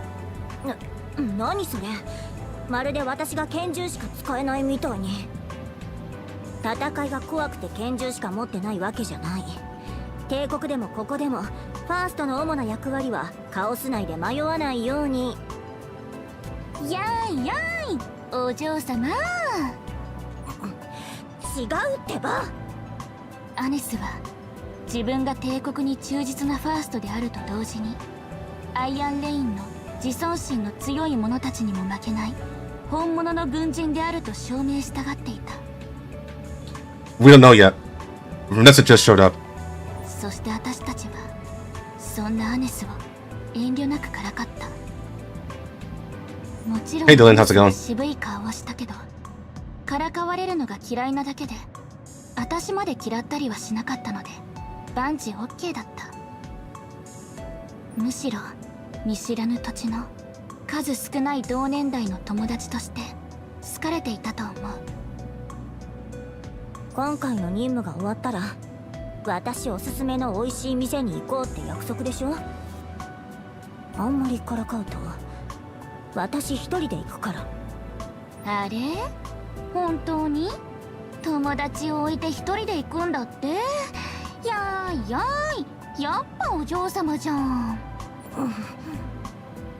ヒルデなんかもうあれれ、アネス、待ってよアネス。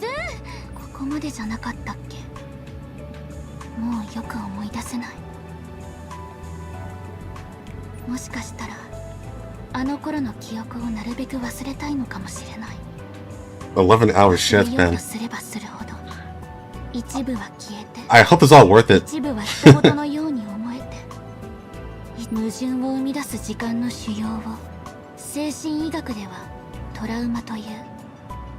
この記憶のすべての瞬間が痛みを伴う。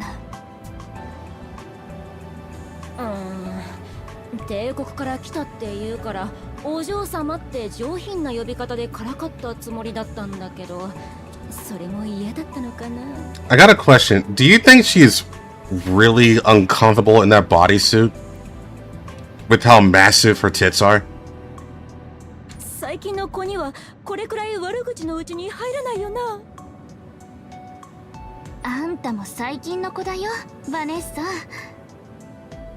ひょっとしてアネスの逆鱗に触れたのかもね。キュー、さらに上品な言葉を使ってくるじゃん。アネスは自分がいかに真面目で責任感の強いファーストか証明したがってる。兵士たちを盾にして隠れたりもしないし、むしろ他のファーストよりよっぽど危ない任務ばっか引き受けるくせに、これ以上何を証明したいのかはよくわからないけどね。知ってるかヒルデ、アネスって妹トライオンへの赴任を命じられたそうだよ。首席卒業のファーストだから上からも期待されててさ。良いファーストなら最も危ない場所に率先して志願すべきとか言って、アイアンレイン行きを選んだ時は教官たちが1泊2日で議論したとか。知ってる、アネスから聞いた。やっぱり知らない。アイアンレインじゃ私以外ほとんど知らない情報なのにどうして。私たちすっごく仲いいからね。好きなタイプとか推してる銀河アイドルの話もしてるよ。バネッサは知らないよね。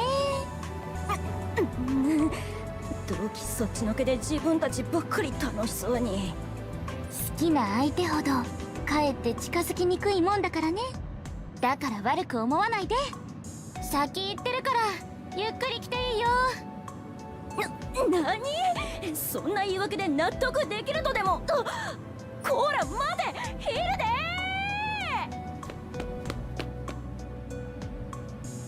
デ。 Nightmare's ongoing.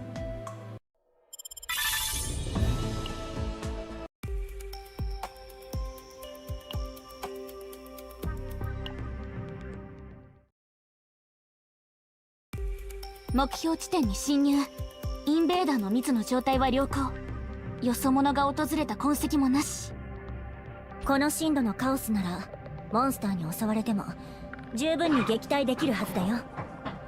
採取装置設置完了。30分後に採取完了次第退却する。よーし、じゃあ30分の間、帝国出身軍事専門記者が選ぶ今年の武器アワード動画でも見てようかな。いくら安全とはいえ気を抜きすぎじゃない？緊張してても余計な力が入るだけだって。予想した事態には手順通りに対応、予想外の事態には臨機応変に対応。それが軍人の基本じゃん。そして私、瞬発力なら誰にも負けないしね。調子に乗りすぎだぞヒルデ。バネッサの言う通りだよ。きつく言ってあげて。一度でも多く戦場を駆け回ったやつの方が手榴弾のピンを抜くのも早い。 Why do you want catgirl me? 瞬発力なら私の方がずっと上だ。よって私が動画を見る。ヒルデ、お前は見張りでもしとけ。同期がパワハラする。だって上司にパワハラするわけにはいかないだろう。アネスの言う通り、いくら安全だからって気を抜いちゃダメだ。例えばそうだな、保護色で発見しきれなかったフリュード、あるいは卵の山に出くわすことがあるかもしれないから。バネッサが指さした方を振り向いた瞬間、数えきれないほどのインベーダーの群れと目が合った。蜜の採取装置が出す微細な音がインベーダーを刺激する場合があるということは知っていたけど、これほど多くのインベーダーに出くわすのは初めてだった。原因は採取装置じゃない。それなら群れの大移動が始まった。群れの大移動？養分を手に入れて勢力を拡張するために群れ全体が移動することだよ。 Thanks, Dylan, for the 15 months, 15 years. Been a while. Appreciate the support. さすがに予想できなかった。もたもたしてる暇はない。私は採取装置を回収する。アネスは回収次第帰還準備を。バネッサ、後ろ。反射的に小銃を持ち上げ、バネッサに近づいたモンスターを撃った。弾に貫かれたモンスターの残骸がバネッサの鼻先まで飛ぶ。アネス、ウェイポイントまでの距離は？全力疾走すれば10分以内に着くよ。採取装置は諦めるか。目標は全員生還。今すぐウェイポイントへ向かう。私たちは全力でウェイポイントへ走った。走っている間も次から次へと現れるインベーダーの群れが私たちの前に立ちはだかる。際限なく押し寄せる数の暴力を前に戦略や特殊武器は何の役にも立たなかった。激発を繰り返すたびに銃声で耳が鈍くなり、火薬と血の匂いが鼻をつく。アネスの拳銃からはいつからか火薬のはぜる音ではなく、スライドが虚しく空を切る音だけが響いていた。 Dylan, why did you say that and then put the pregnant emote? これを使ってアネス。私は自分の小銃をアネスに渡し、ホルスターから拳銃を抜いた。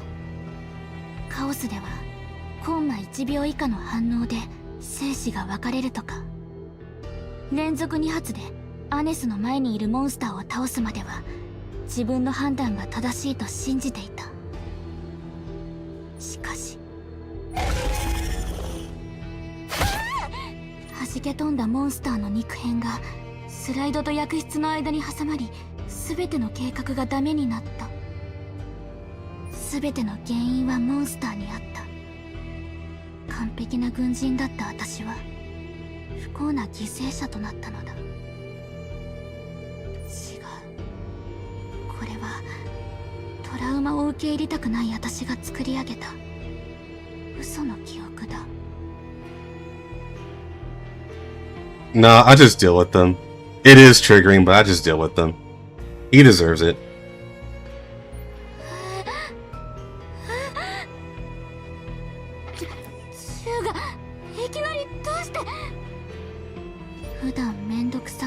入れをサボっていた部品が壊れた。私の不注意が最悪の事態を招いた。傲慢と怠惰が忌まわしき悪夢となって戻ってきた。なんで動けってば、早く撃ってよ。標本通りに弾倉を交換して装填して撃発。銃からは何の音もしない。もう一度弾倉を交換して装填して撃発。引き金は空振りを繰り返す。So the gun did jam. コンマ1秒以下の反応で生死が分かれる戦場でインベーダーは絶え間なく押し寄せてくる。私の手は恐怖に震え、アネスは小銃を撃っている最中に鉄鋼核のモンスターに殴られ遠くまで吹き飛ばされた。私は恐怖にすくみながらヴァネッサの方を見た。ヴァネッサは本当に私たちの中で最も優れた瞬発力の持ち主だった。言ったら手榴弾のピンを抜くのは慣れてるやつが一番早いって。フィルではアネスを連れてウェイポイントまで退却して、ここは私が食い止める。でもヴァネッサはインベーダーの群れに手榴弾を投げる。その場しのぎにはなるかもしれないけど、インベーダー相手だとより多くの群れを引きつけてしまう悪手だ。ヴァネッサはそれを知りながらわざと。まさか自分をおとりに。やめてヴァネッサ、一緒に帰らないと。誰がここに残るなんて言った？この任務が終わったらお前たちが行く店にも絶対ついていくから、記念写真も撮ってさ。 Dead flag. だから心配しないで言って。私一度約束したことは必ず守るから。ヴァネッサ。私はモンスターの間に飛び込み、倒れたアネスを立ち上がらせた。続いてポケットから閃光弾や発煙弾を手当たり次第投げつけた。目がくらむほどの光と立ち込める煙の中、周りを確認することは当然できない。ただこうすればインベーダーが少しでもヴァネッサを認識できずに通り過ぎるんじゃないかという希望と、それ以前にただ生き残りたいという本能に突き動かされただけの行動だった。地獄をさまようような思いで一心に走った私たちは、ようやくウェイポイントにたどり着き、帰還するよりも先にアイアンレイン号へ救難信号を送った。しかし支援部隊が到着した後も、インベーダーの群れが大移動を終えた後も、私がフォックス小隊の小隊長になってもヴァネッサは戻ってこなかった。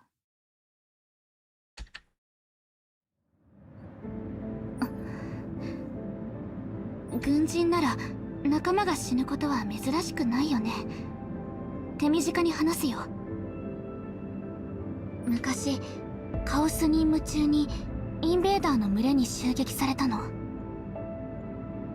その時よりによって私の拳銃が故障して、仲間のヴァネッサが自分を犠牲にして私とアネスを助けたんだ。私はもう銃は使えないと言って自分の銃を全部アネスに渡した。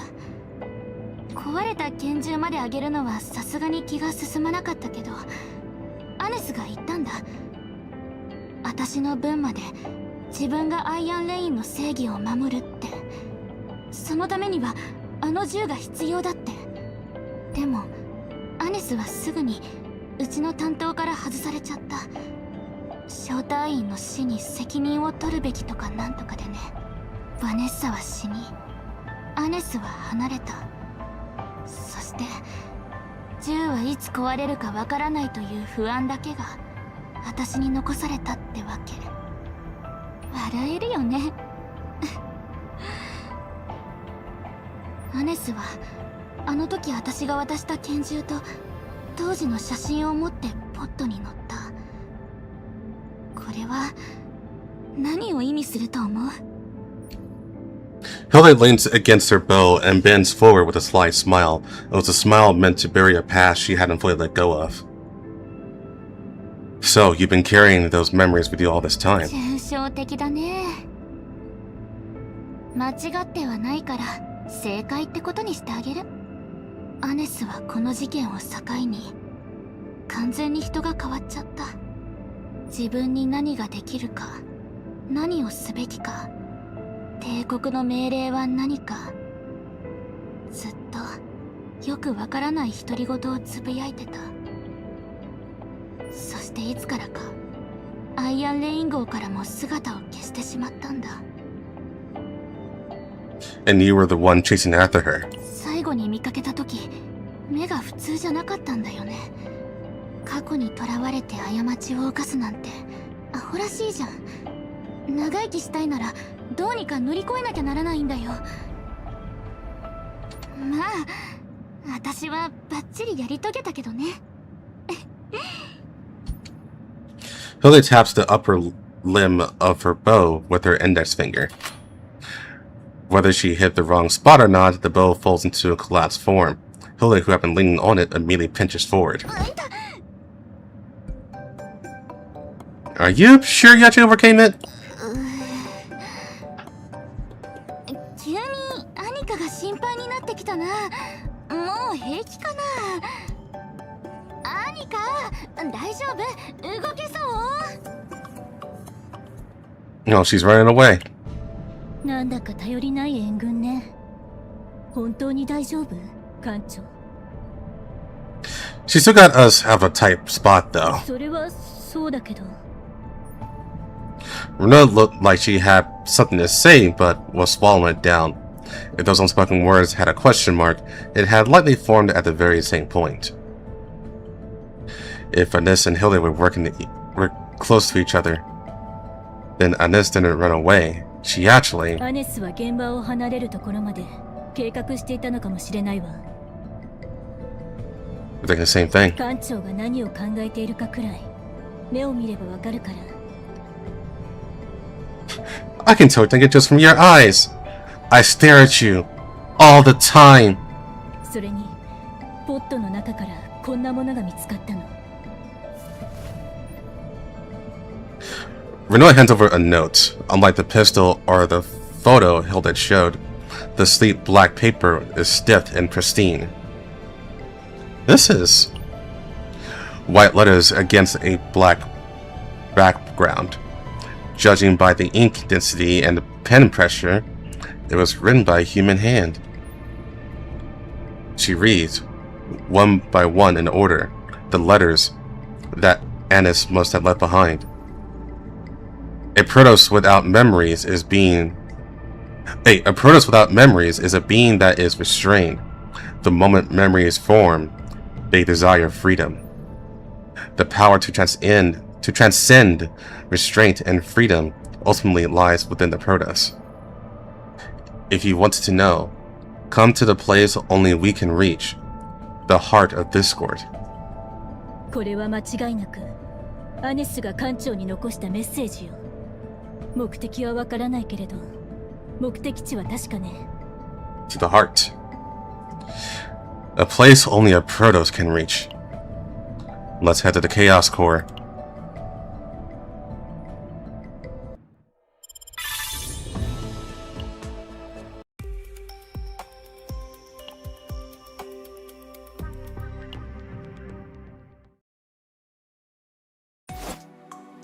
I must talk here.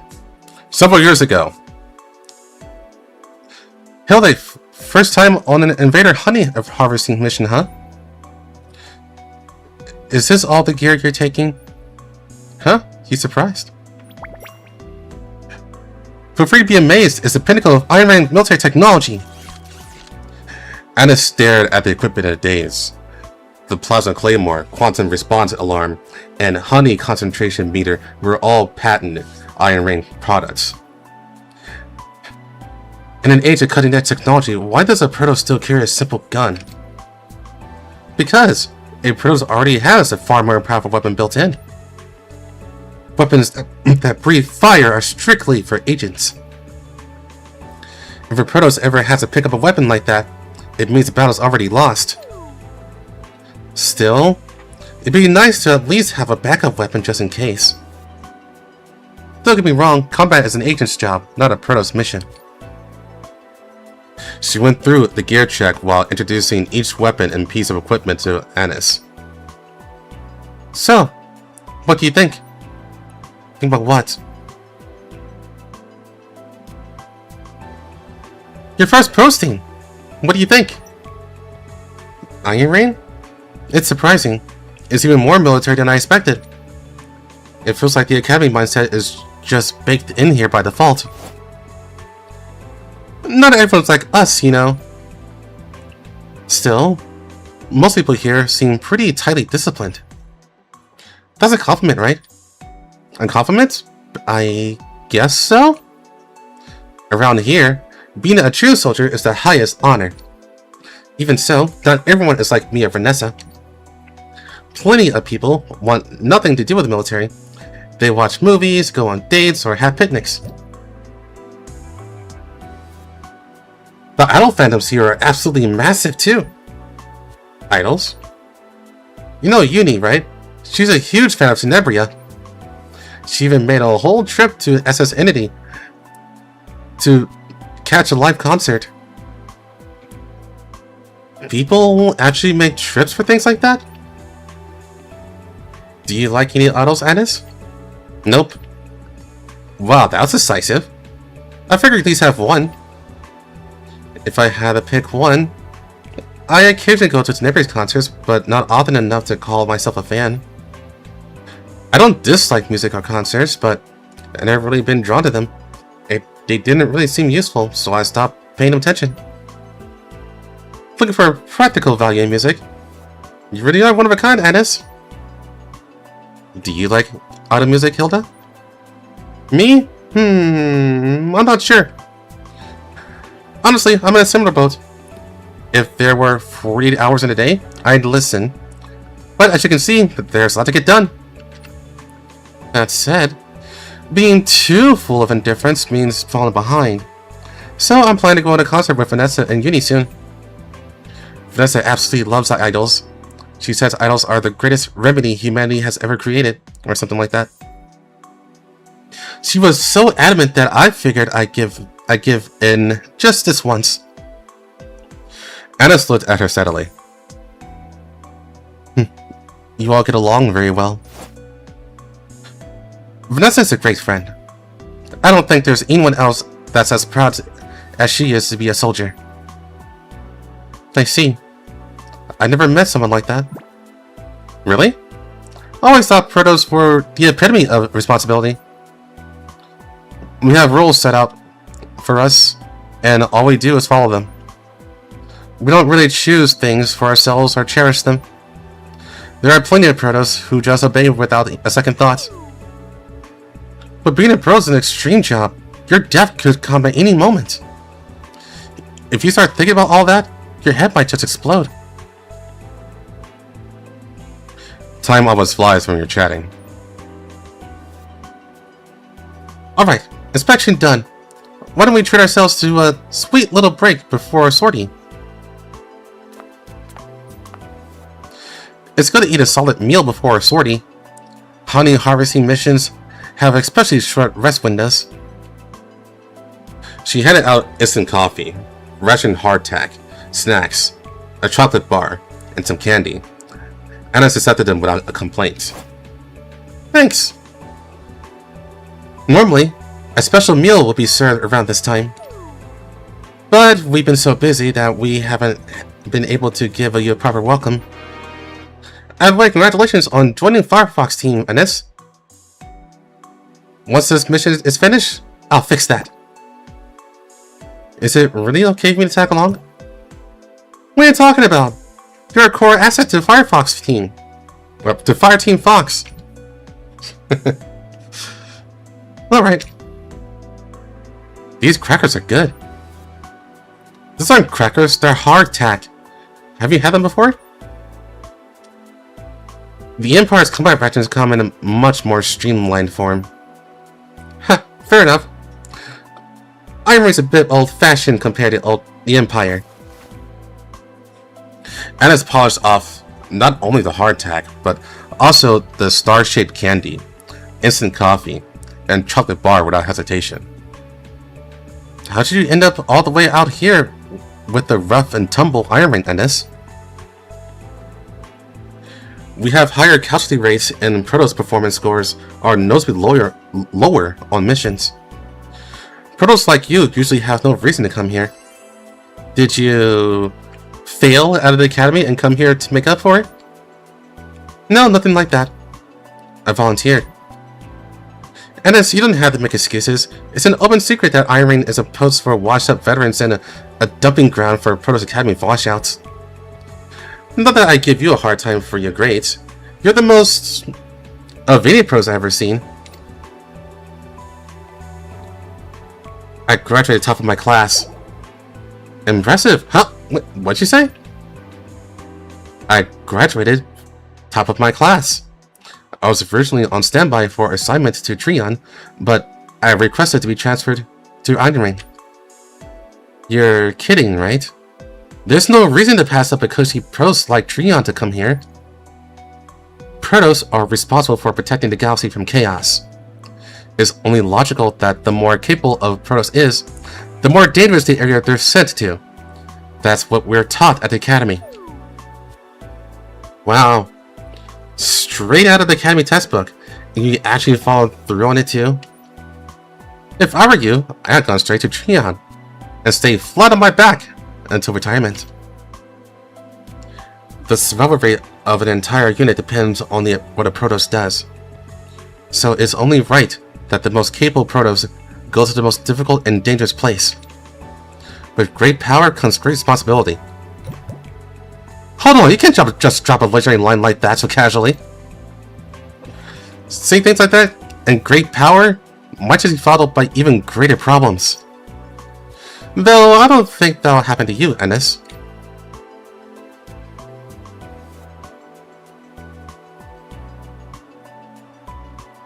The strongest trees are the ones most likely to snap. Maybe this was when she began to worry about Annis and her overwhelming sense of duty. Hey, you two! I heard you were doing an equipment check, so I want to commend you both on your hard work, but you weren't there.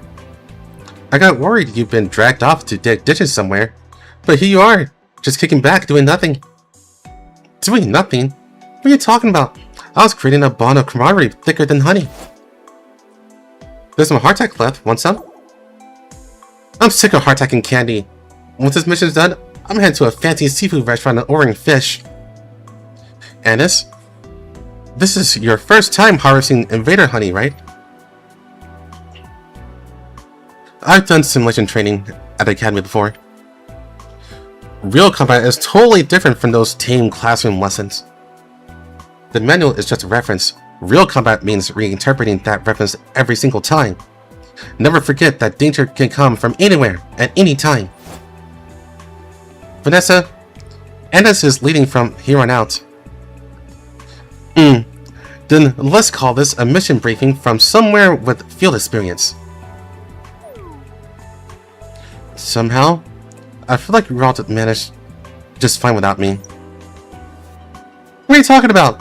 A sortie into chaos without a Protoss is absolutely out of the question. Fireteam Fox is foolish enough to do something without that reckless.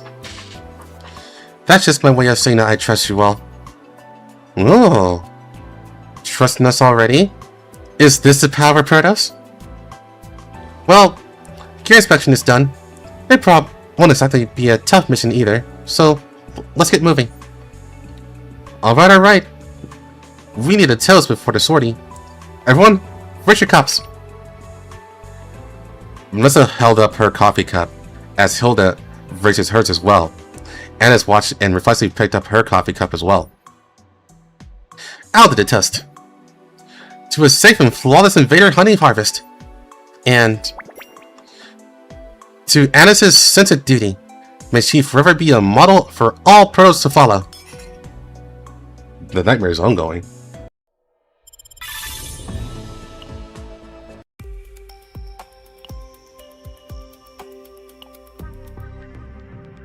All evidence points to Anis as the Porto's killer.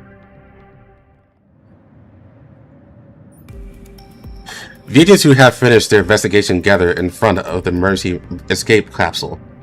Annika appears to have recovered enough to stand on her own without help from anyone around her. Take care, Dylan. 近くの小型カオスの分析データを発見しました。もともと万華鏡の孵化場に向かっていた艦船なのでおかしくはないですが、アネスの持ち物と一緒に発見されたという点が怪しくて。アネスは最初からここへ来るためにブルーファルコン号にこっそり乗り込んだのでしょうか。私はカオスのコアに関する帝国の機密報告書を見つけました。アイアンレインにはアクセス権限がない書類なので、アネスが持ってきたものに違いありません。行方不明のファーストの名簿も見つけたよ。最近帝国に報告された行方不明者には全部バツ印がついてた。死亡当時の姿を撮影した写真も貼ってあるけど、大抵はカオスのコア近くで撮影されたみたいだね。証拠は明確ね。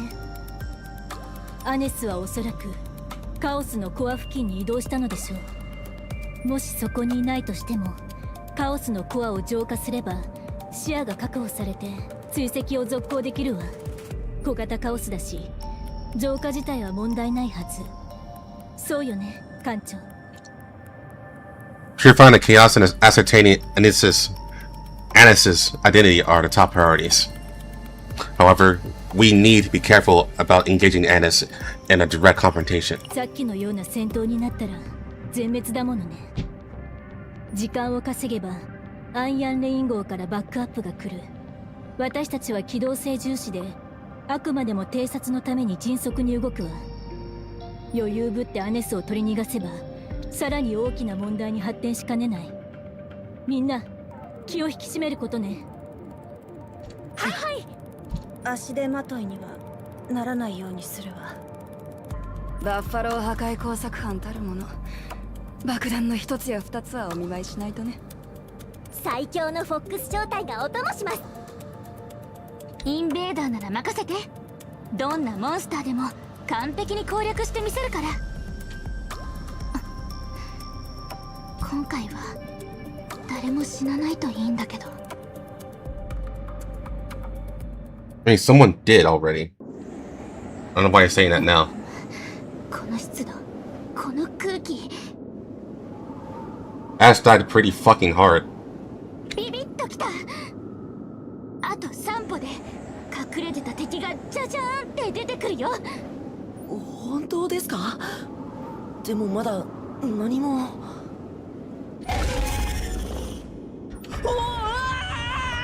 おっと、2歩半だったね。そこをどいて。With Annika's attack, not only the monster that startled Owen, but also the smaller monsters nearby was all sent flying in one hit. おお、ずいぶん張り切ってるね。でもしょっぱなから無理はしないで。後で体力つけちゃうよ。無理なんかしてないわ。ただちゃんと実力を見せられないまま失敗しちゃったのが悔しいだけ。私だって本当はこの通り強いんだから。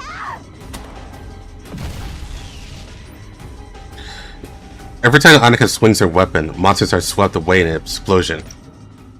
Hilda watches the sight while spinning an arrow in her hand, then draws a bowstring and fires at a distant rock. The arrowhead, made of special material that grinds against the rock, produces a sharp and threatening sound. 敵のか乱に使える技だよ。これで近くにいるモンスターの一部はあっちに向かうだろうね。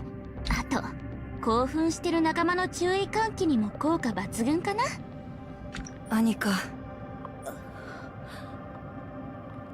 I feel about the story so far. So far, it's pretty good. It's better than the previous act, but so far, I won't say it's as good as the rewrite. It's somewhere in between, which is good enough for me. わかった。もう無理しない。そう来なくちゃ。Now that's the leadership skills you expect from a commander. もうまったくだよ。私は適度に働いて、適度に昇進して、適度に楽したいだけなのに、優秀すぎるのも困りものなんだよね。艦長、ちょっと聞きたいことがあるんだ。艦長は仲間を助けるために自分の命を捧げられる？ Well, rather than whether I could, I'd say I've generally been the one that lay my life on the line. そっか。それなのによく今まで生きてこれたね。仲間にもすっごく心配されたんじゃない？ Can't deny that. 見ればわかるよ。私、小隊長になってからはいつも仲間の命が最優先なんだ。無理に敵陣を突破するとか、めちゃくちゃ強いモンスターと戦うよりは全員の生還を優先するってこと。もちろん指揮がめんどくさいからじゃなくて、万が一の事態を避けるためには仕方ないというか、まあそんな感じのね。艦長がどんな宇宙規模の使命を背負っていようが、そっちの要員たちがどれほど必死にアネスを追いかけようが、私にとって大切な人たちを無事生還させることだよ。この気持ち分かってくれるよね？ I feel the same. My agents come first too. 要員か。自分のことは計算に入れてないような言い方だね。もう一つだけ聞きたいんだけど、アイアンレインにいる他のファーストたちは自分の命を守るために必死なのに、艦長は全然そんな感じがしないんだよね。どうしてだと思う？ Well... 艦長、ルートを再確認したいわ。もう一度位置をチェックしてもらえるかしら。 Oh, sorry. I'll check. カオス内ではファーストの指揮を邪魔しない方がいいわ。今後は気をつけてちょうだい。 She's like, Renault's like, shut up, bitch! はいはい、わかりました。 While remapping the route based on the invaders' monsters, movements, and the position of the Chaos Core, she sinks into thought. If Rupertus is someone who finds the way within chaos, and the captain of the SS Nightmare's missions to purify the chaos, then the will to lay down one's life for those around them is not an obligation, it is a choice. Why hadn't this target and killed only the Protos of all people? I racked my brain for the answer, but only the chaos route emerged. No reason came to me. Let's move for now. よーし、一仕事しますか。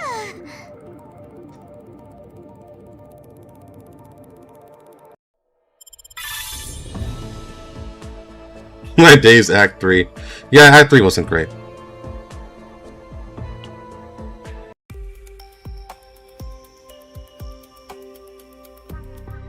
Yeah, 100%. If you haven't watched the rewrite or read the rewrite, that's definitely one that can raise your spirits.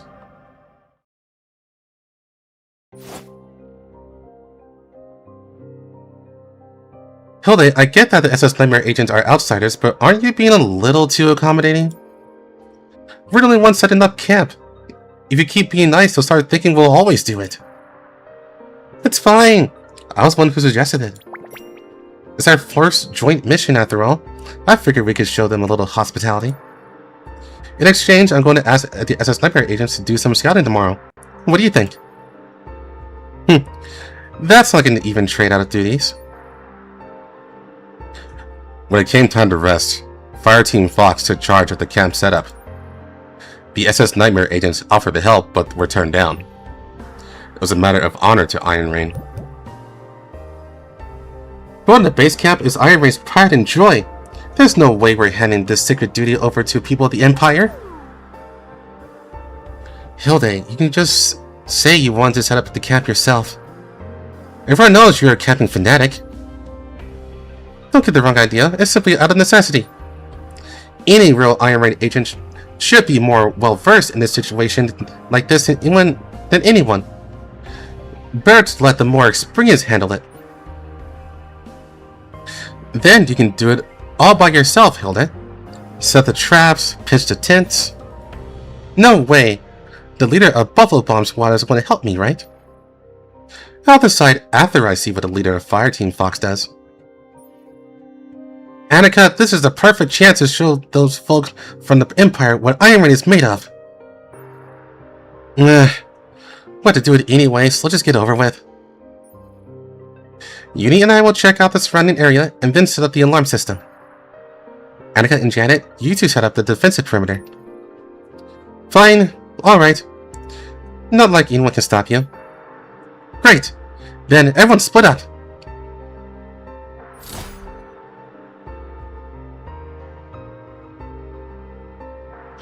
A little while later. Traps placed. Automated turret installed. Surrounding area checked. No threats detected. I set up quantum vibration sensors all around, so we'll get a signal if any monsters show up. Alright, then let's get started. Getting this base camp set up. Everyone pulled their entrenching tools out of their packs and started digging in unison to fortify their position. Uni, dig a drainage ditch over there.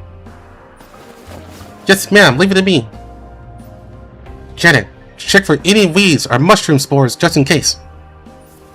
Alright. Annika and I will level ground for the tent. The digging continued, fast and precise. It's been a really long time since the four of us set up camp together, hasn't it? We didn't even have any joint missions last year, so yeah, it's been a while. It's also been a while since we started from scratch digging. Doing this makes me think back to our first joint field training. Oh really? That was so much fun. Wasn't that the day Annika made mistake after mistake? That was the day Annika went and activated Janet's turret at camp without permission. I was absolutely flabbergasted. That's right, it made a monumental boom. Good thing it was just training. If it had been real combat, our position would have been blown. We had lost equipment, and the damage would have been enormous. You also forgot the cooking gear that day, so we almost starved. I remember, Hilda started a fire with flint and cooked for us. We had explosives and firearms to spare, but no camp stove to cook with. I thought we were filming a sitcom. Wasn't Annika in charge of cooking that day too? Hey, stop bringing that up, it's embarrassing. I don't mind my mistakes in entertaining you, but if you keep bringing them up, they'll stop being funny. But Annika, you were laughing so hard you were probably in stitches with us. Uni, is that really all you remember? I remember other things too, like... Chatting during repetitive work makes time fly. Before they knew it, the digging was done, and a firm, level patch of ground was laid out in front of them. Alright, the ground prep is mostly done, so let's pitch the tents. Now, time for a pop quiz. Given our current team size, what is the correct way to set up camp? Whoever gets it right will win a prize. A heartfelt compliment from your commander. We should pitch several A-frame tents in pairs of 2. Wrong.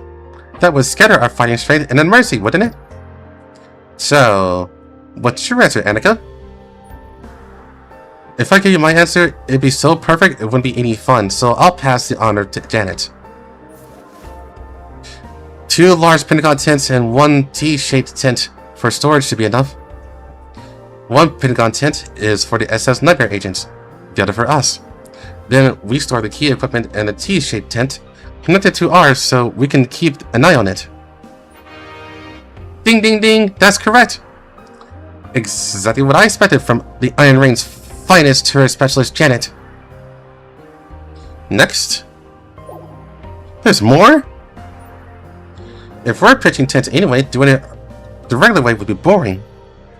Now, this kind of event doesn't come around every day. An Iron Reign traditional folk game. The tent pitching speed contest. Are you out of your mind? That's not fair!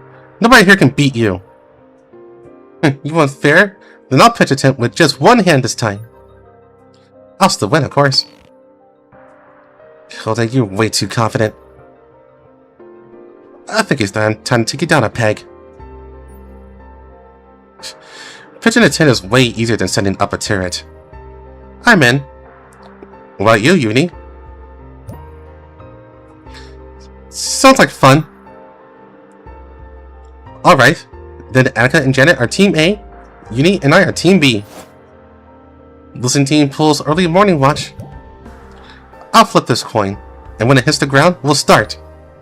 1, 2, 3.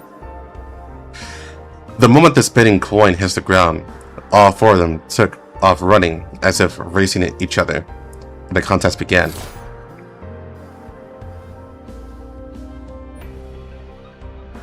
Uni, you remember what I taught you, right? Yes, I'd rather die than pull early morning watch. This is finally our chance to beat Hilda. They're fired up. Alright, let's give it our best. Each of them busily began setting up their tent. The occasional battle cries and bursts of laughter echoed through the clearing before fading away.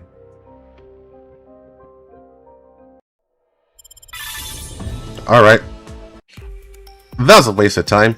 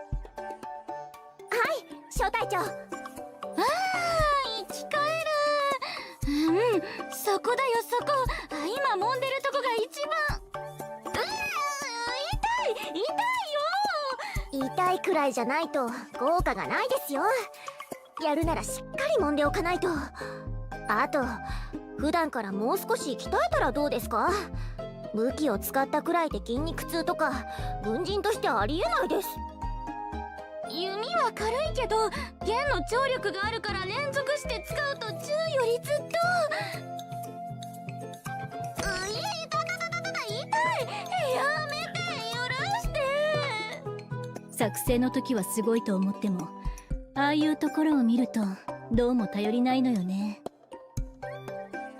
そうなのよ。後ろでサボって部下たちに怒られてばっかりだし。I guess her slacking off is the reason why she has a giant ass. でもフォックス小隊の小隊長としてヒルデ以上の適任者がいないのも事実よ。銃器さえ扱えたなら今よりずっと名の知れた部隊になってたんじゃないかしら。それを聞くとさらに頼りなく思えてきたわ。痛いってば。艦長、ちょっと変わってくれない？もうユニには任せらんないよ。And you can trust me? ユニよりはマシじゃない？早く。見たいよ。Hilda holds out one arm and stamps her feet, hamming up the pain. I take her wrist and give it a quick look, but with her baggy sleeves in the way, I figured massaging with my bare hands won't do much good. 上着を着たままだと揉みにくいよね。じゃあちょっと脱いで。全然揉みにくくないですけど。艦長、他人の腕を揉む暇があるなら自分の体調をチェックしたらどうかしら。Hilda's arm is pulled by Yuni, and mine by Renoa, and were dragged off in the opposite directions.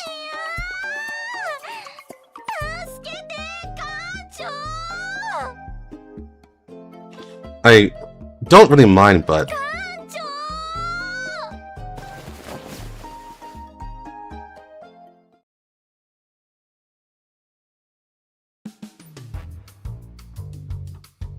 outskirts of the planet Pagna. After getting enough rest, we pressed on deeper inside.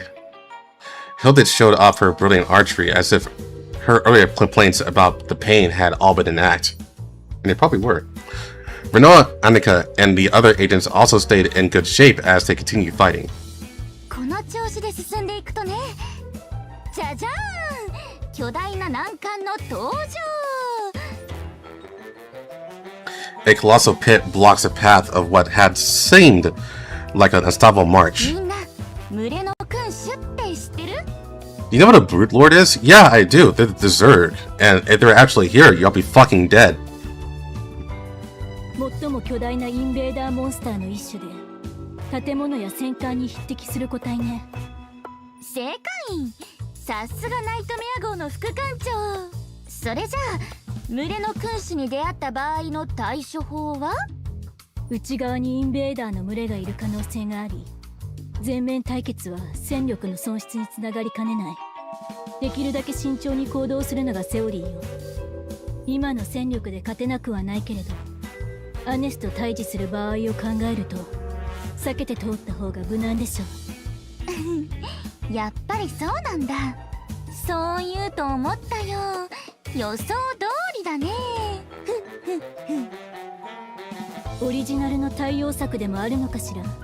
いやいや、オリジナルってほどでも学べば誰にでも使える方法だからさ。口ではそう言っても小隊長、自分の腕前を披露できるからってすっごくウキウキしてますね。何を言う。私はただこの難関をスムーズに解決するために。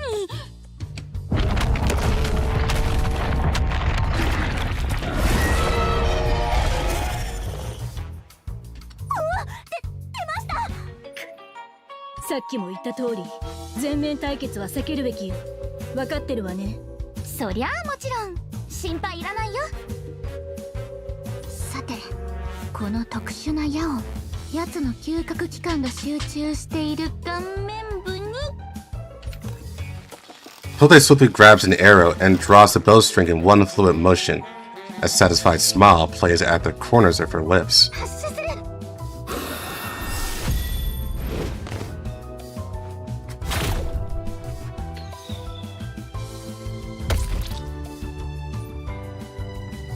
The moment she releases the string, the arrow flies in an instant and strikes the Brood Lord square in the head. The arrow drops limply, and the Brood Lord turns to look at Hilda, his countless legs writhing.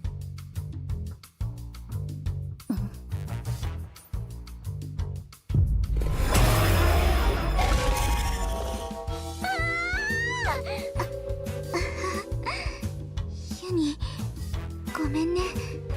ここまでみたい。ここは私たちで食い止めるから、みんなは早く逃げて。できるよね、ユミ。私も残るんですか？ The Brute Lord rears back and raises his massive forelegs.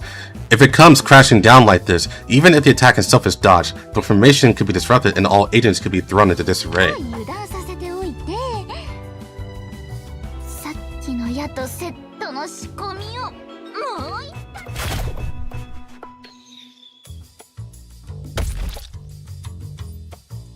Hilda immediately fires another arrow.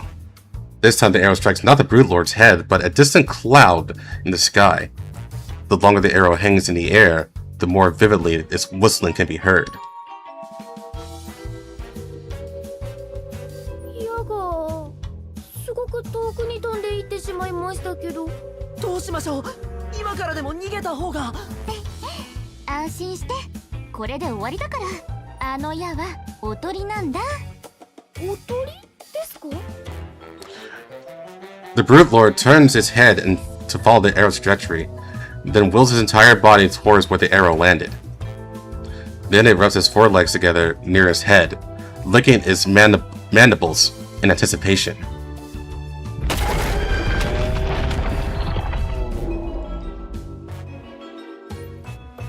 It moves in the direction the arrow flew. The distinctive tremors the Brute Lord creates as it moves gradually grow more distant.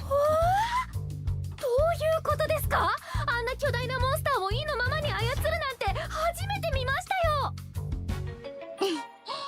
あのタイプのインベーダーが好む匂いを矢尻に含ませたんだ。まず匂いを嗅がせて、それから遠くへもう一発飛ばして誘導するってわけ。弓じゃなきゃできない芸当だよ。道理であまり慌ててないと思ったわ。私の演技は完璧だったはず。ね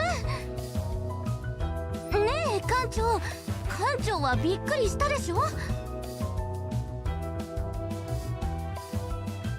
Actually, I knew. 本当？帝国の人には初めて見せた武器なんだけど、まあむしろ良かったかも。私自分の戦略を見抜ける人が好きなんだよね。そういう人なら仕事に信頼がおけるっていうか、気に入ったよ館長。 I've only known you for like a day. How do you like me already? 勝手に気に入られても困るんだけど。 Who said you could like the cat? Renova, calm down.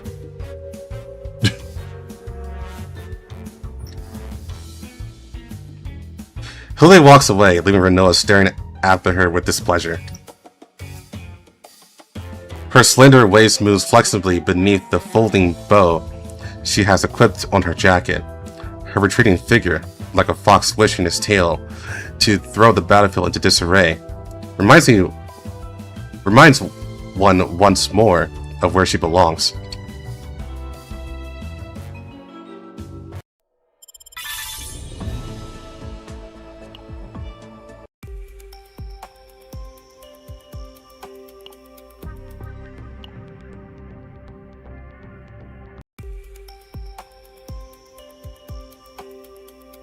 古典軍事理論には重心って概念があるんだけどね。それ自体は最前線から後方の部隊までの距離を意味するものだけど、単なる空間的概念として考えてはならない。時間、空間、資源、全ての側面に重心がある。それらを考慮して兵を指揮する必要があるのよね。そういう意味で私はこのオープニングが一番好きなんだ。 BF4。 The London system, is it? 安定的に空間を活用し、無理な攻撃で資源を消耗したりしない。そして相手が先に攻撃の限界点に到達するよう誘導する。 Yeah, so basically war of attrition. So you're saying you'll move in step with my next move? ちょっと意地悪だったかな。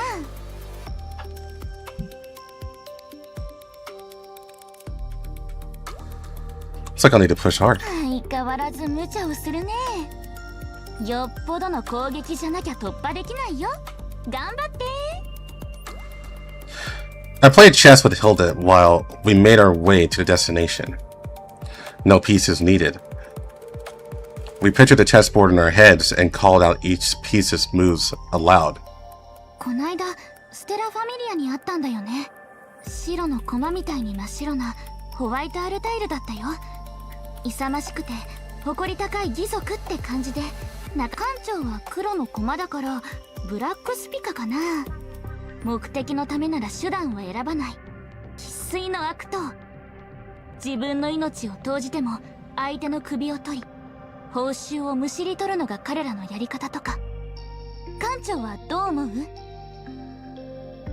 I like to imagine that Renoa is like literally right next to the captain, and she's just staring daggers at Hilda this entire time. So you knew I was going to attack with the king. 館長ならそうすると思ったからね。 I may not be Black Speaker, but I can borrow the tactics. ずるいな。それじゃあ私は The game would fall apart the moment memory gave out, but since we'd be setting it aside the moment we reached the Chaos Core, it didn't matter. If ease breeds carelessness, then fear breeds mistakes. When facing a being like Anis, it is better to maintain at least a little of one's usual composure, rather than be wound too tight. ヒルデがあんなに楽しそうな顔するのって久しぶりね。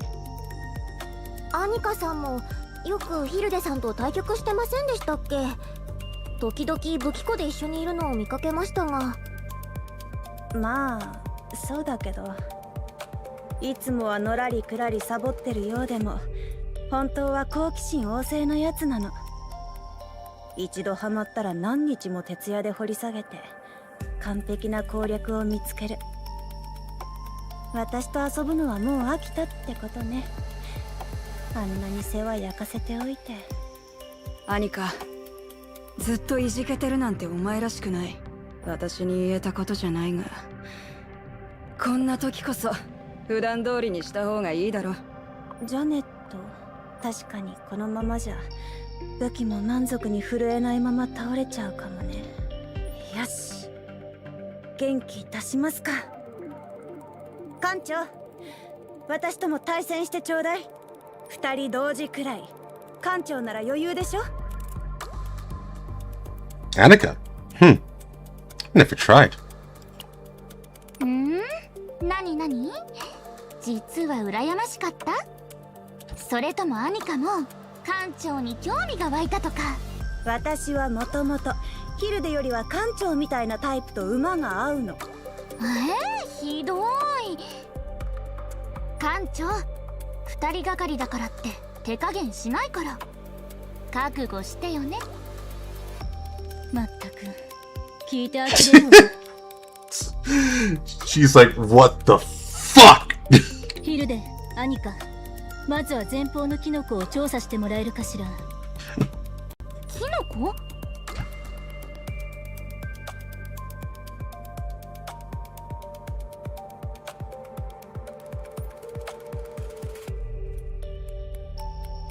Damn, Mario would hate those mushrooms. Where Renoa gestured with her chin stood a mushroom towering 3 or 4 times taller than a person. Spores, clearly visible to the naked eye, drifted around the mushroom. It was clearly a specimen familiar even to the agents of the SS Nightmare. A spore mushroom? へえ、知ってるんだ。魅力的な胞子を振りまくキノコだね。何も知らずに近づくと大半は虫の餌になっちゃうけど、一度吸い込めば快感に襲われ、2度目には頭がパチパチ、3度目には凄まじい不快感と神経過敏のみを残す魔法の粉です。吸っても命に別状はないけど、作戦遂行にはかなり支障をきたす。気をつけないとだね。 So basically you can get high as fuck. Yeah, these are actual shrooms. You get high as fuck. よって私たちはキノコを大きく迂回して、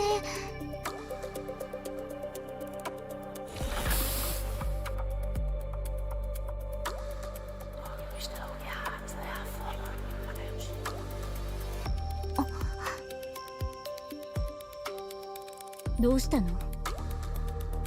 今アネスの声が聞こえなかった。何を言っているの？アネスの声なんて何も。艦長、今何か言った？ I didn't say anything. Not just Hilden and Renoa, but every agent in the vicinity glances around at empty air. Each of them vividly hears a different person's voice and wanders in search of a source. Only the massive spore mushroom, the hazy mist of spores, and the low drone of the insects can be detected. わかった。胞子と同じ成分で人間を惑わすインベーダーモンスター。まさかもう。 Following the source of the insects sounds step by step. A voice comes through, too clear to dismiss as a hallucination conjured by a monster. 愛している。 Oh. 愛しているわ、艦長。私を覚えていて。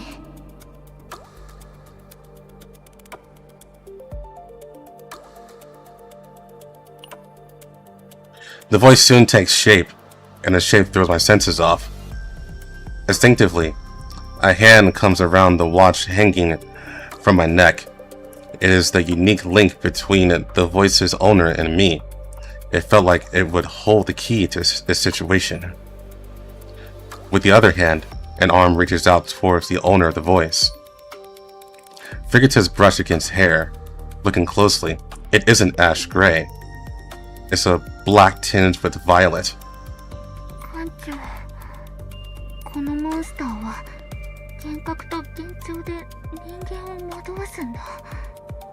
その人が普段考えていることや強烈な欲望をごちゃ混ぜにする。Mother presses one hand over her nose and her mouth and takes a slow, deep breath. The voice gradually fades, and the figure staggers repeatedly, as if struggling to stay upright. 効果は長続きしないけどかなり濃い。きっと数が多いんだね。このままじゃ幻覚がさらに強くなって壊れるかも。The insect sounds warp the surrounding space completely. My body, which had been impossible to control, finds itself laid out on the plush sofa, and Hilde slowly climbs up top.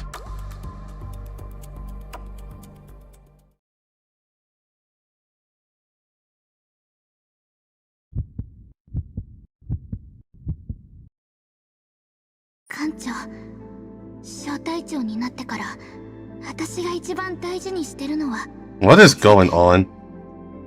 誰一人死んではならない。 Hilde straddles the fallen torso. It rummages through the jacket's pocket. While she pulls out a small round chip, the jacket slides off smoothly as if someone tugged it from behind. As the folding bowl clatters to the floor, Hilde places the circular chip between her teeth. A sweet yet metallic scent drifts around the tip of my nose. Hilde leans in with a fox-like grace until her cheek nearly touches mine. 艦長は絶対自分を犠牲にしないで。艦長、私に身を委ねて。聞いてる？艦長。艦長は死んじゃダメだよ。愛している。愛しているわ、艦長。私を覚えていて。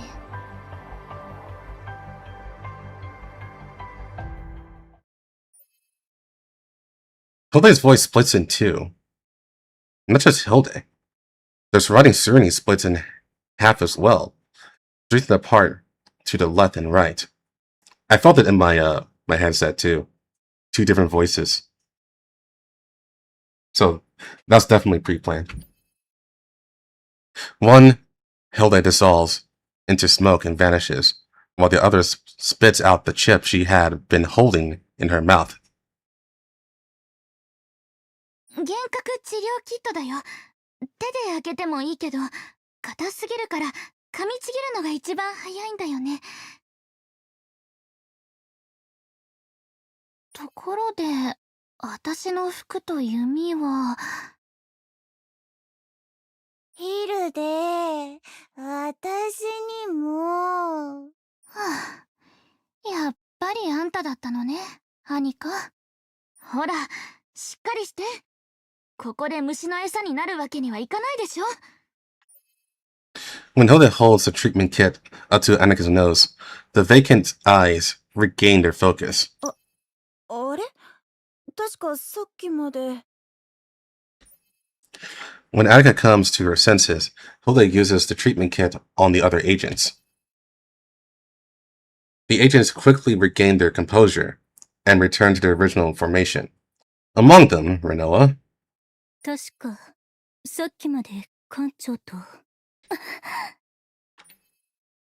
For a while, she couldn't meet anyone's eyes for some reason, but she soon fully came to her senses and returned to her position. 治療キットがなきゃ、もっと長い時間幻覚にとらわれてた。そしたら今頃、あそこにやってきた奴らの餌食になってただろうね。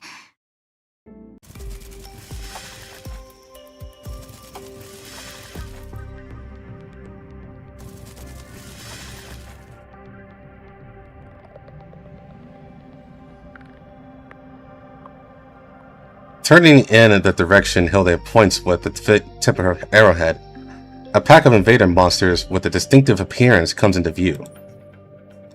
The monsters, emitting their peculiar sounds, scatter their signature spores as they gradually close in. 艦長指示を出して。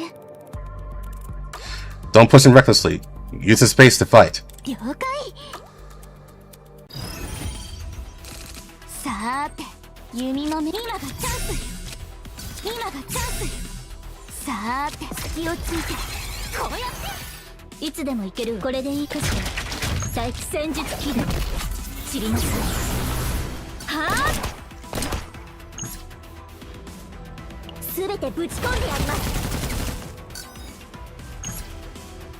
全部見えてるよ。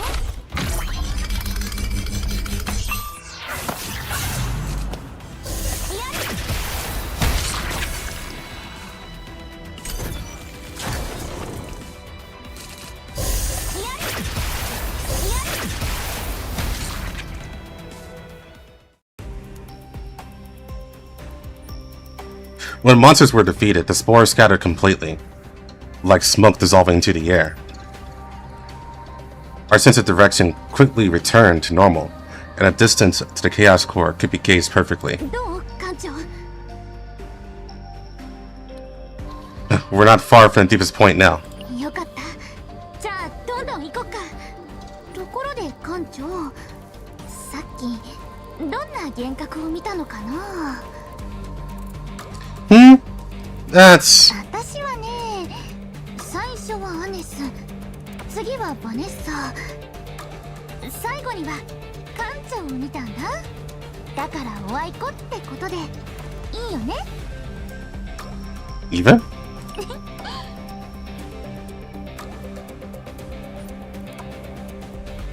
Hilda pretends to bite the treatment kit like in a hallucination, then strides ahead as if swishing a tail behind her. My sense of direction is restored, but it made me wonder if I were still inside a hallucination.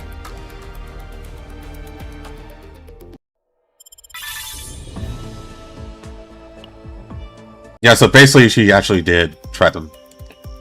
She actually did got a little close there.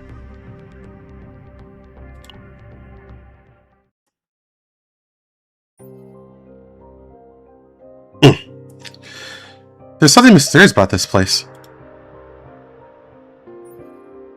It's filled with invaders I've never seen before. Oh, Tressa, you're here. Wait.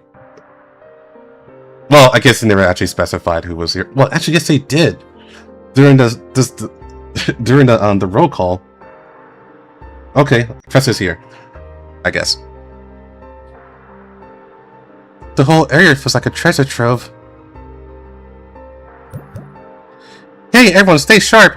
No matter how beautiful it looks, we're still inside the chaos. There's danger around every corner. I can't believe Ray's saying that. It's like Noah. I can be serious when I need to be. One wrong move here and your life is on the line. Ray, you must have had a real shock after getting charmed by that strange bug earlier. Charmed? I was just momentarily distracted, that's all. That Rabagog was genuinely terrifying back there. I never thought there'd be a monster that could charm people. If it weren't for Hilde, things could have gone very badly. What's a strange hallucination anyway? Hilde told me that apparently the Rabagog emits a special substance that materializes a person's inner desires into sensory experiences. Oh, so that's why those strange visions appeared in front of us. I was surprised too. I was so happy that all my bad luck vanished, just to find out it was all just a hallucination. I'm almost disappointed as well. It would have been nice to experience it just a little longer. I imagine Ray dreamt of her brother. It's like everyone had an unique experience. My mind started to blur, and then suddenly I smelled fresh, clean rainwater. It was so vivid, I thought it was real. For me, it was coffee. The aroma of Arabica beans, roasted to perfection, hit me before anything else. So, everyone knows the scent first. Same for me. It was a faint, earthly smell of grass, mixed with a hint of soil. Wow, so everyone smelled something first? For me, the first thing was the overwhelming smell of fresh baked bread from a bakery. I looked it up, and apparently the first sense triggered by Rubbergog's hallucination differs from person to person. It's supposed to vary based on the person's emotional state and level of cognitive ability. Does that mean we're all at a similar level? Hold on. It says it here in the next section. Oh, here it is. Let me read it out loud. In the case of humans, regardless of intellectual level or ethnicity, there is a tendency for the first sensory organ to respond to be determined by an age group. For adolescents and young adults, the sense of smell is the first to respond. Oh, of course, it's because we're all around the same age. It also says for those who are seasoned members of society with accumulated experience, it is primarily the sense of hearing that responds first. I wonder what the captain and the Renault sense first. It was through hearing. Is the next sense you experience also similar for everyone else? What does it say? After that, most people began to see visual hallucinations, and all the senses become charmed by the projection of their desires. So, from that point on, you're completely captivated? What did you experience, Ray? I saw Coco! Oh, not even your brother. It was fucking Coco. Then again, I guess you don't remember your brother at all anymore, so I guess that tracks. Coco? I mentioned before, that character that's super popular right now. They even made all kinds of collab keychains and plushies. Once you see it, Tressa, you'll be like, oh, I know this character. Oh, you mean that character with a strange shape? It's so adorable. Anyways, there's this enormous Coco plushie just sitting there in a cafe filled with the smell of fresh baked bread. It waddled over to me and gave me a hug. It was so cute. The soft, fleshy texture was absolutely amazing. Oh wait, it was a little fantasy. So when I stepped back to reality, I felt a little sad. Coco, the keychain, the plushie, it all disappeared. Still, if you had stayed in that hallucination a little longer, you wouldn't have survived. That's true. What did the rest of you see? I saw coffee that I had brewed myself. A flawless cup of coffee, completely free of bad luck. From roasting to grinding to brewing, all done perfectly in one go. Huh? But Tressa, you don't brew coffee. Well, I've always had bad luck. I burnt the roast so many times and I ruined so many batches because the coffee grounds got stuck during extraction. I gave up on it entirely, but there it was. A perfectly brewed cup of coffee that had dodged all of my bad luck. The flavor, the aroma, the temperature, everything was exactly right. I was so amazed that I tried it again, and it came out just as perfect, which was also a surprise. So I placed some buttered bread and the coffee on a tray and carried it to the table. And then I accidentally dropped the bread. Oh no! But as luck would have it, the bread landed right in the sugar bowl, and the outside got coated in sugar. On top of all that, it landed butter side up. That's when I started to feel anxious and thought to myself, wait, what? Is this a dream? There's no way I could be this lucky. And sure enough, it was just a dream. But I did get a clear taste of what it feels like to have a really good luck. So it wasn't all bad. Everyone saw such interesting things. Well, it's pretty plain by comparison. What did you see, Mika? I saw myself reading books in the library. Oh, that is boring. There was an outdoor library open in a park, and they had a first edition Foundation for Saving the Galaxy that went out of print long ago, so I checked it out. I've always wanted to find an old paper copy of that book and read it one page at a time. I was sitting in a park reading it when suddenly it started pouring rain. The sky was clear, but rain came pouring down, and the book got soaked in rainwater but didn't get all wet. The feeling of reading a book in the rain, listening to the sound of it falling, was truly magical. I don't really get it, but it sounds like a very Mika kind of desire.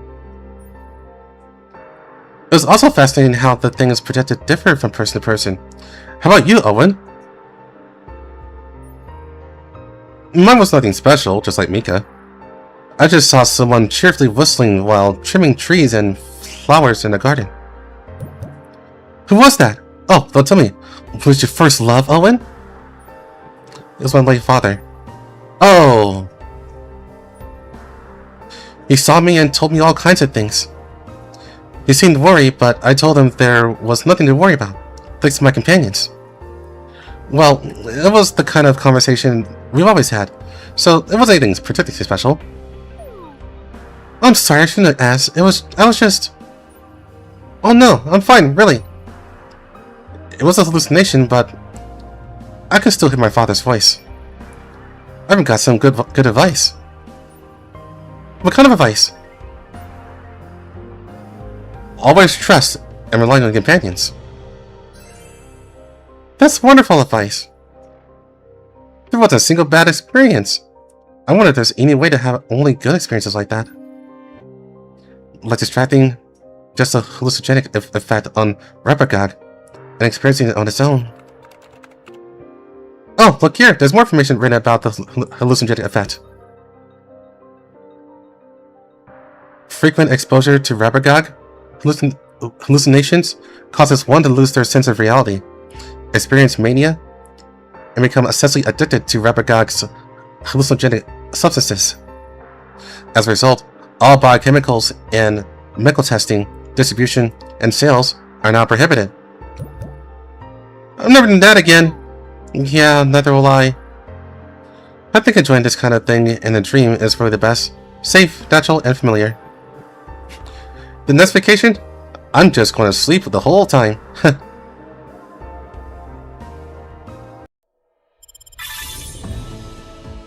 Yeah, what's that drug in Ghost from Line 2?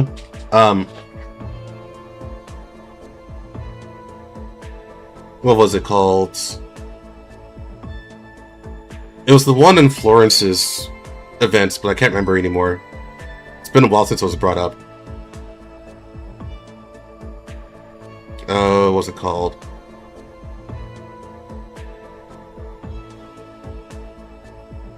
Yeah, I can't remember what it's called anymore. But it's that one, and then Nikkei is called Mist. It's basically the same thing.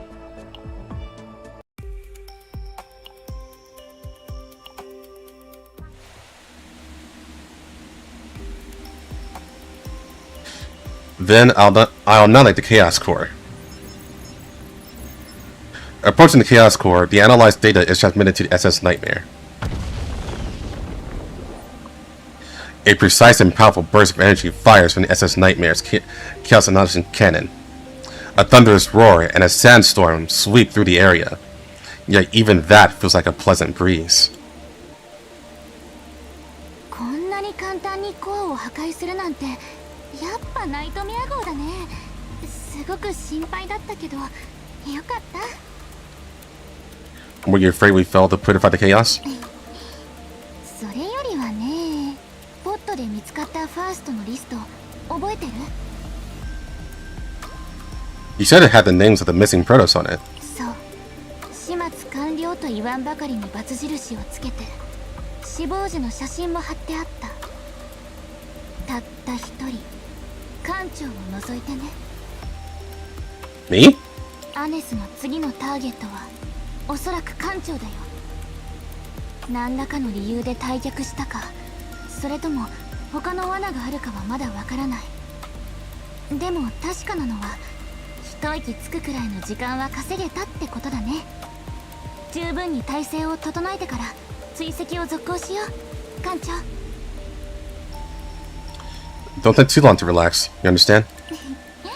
私のことサボりなって思ってない？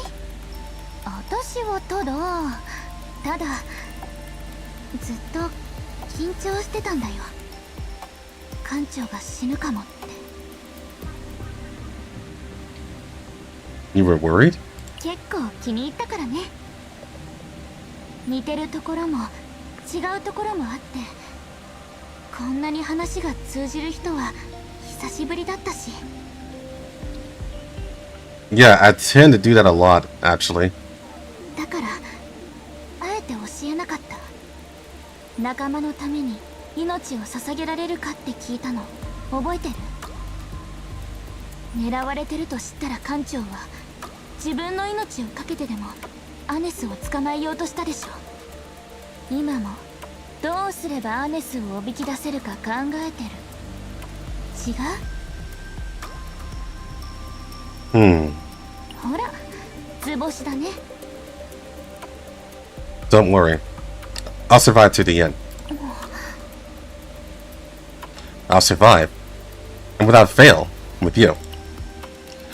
I'll have a deep and meaningful debate about firearms. それって私の真似？艦長、ますます気に入ったよ。 I just say 2 lines and that's it. Hilda jabs an elbow into my side. The chaos fog has lifted, opening up a clear view into the distance. And then even the gaze watching from beyond the chaos comes into sharp focus. Still bearing a blade, its fragments charge forward like a comet. A maddened glare pierces the mind, and unrelenting greed lunges to devour the soul. 艦長、どうしたの？ At the same moment, I sense the pull of gravity acting between our respective positions. A cord drawn taut as a bowstring between the 2 points stirs a sense of deja vu, much like the feeling I had when I first met Annis.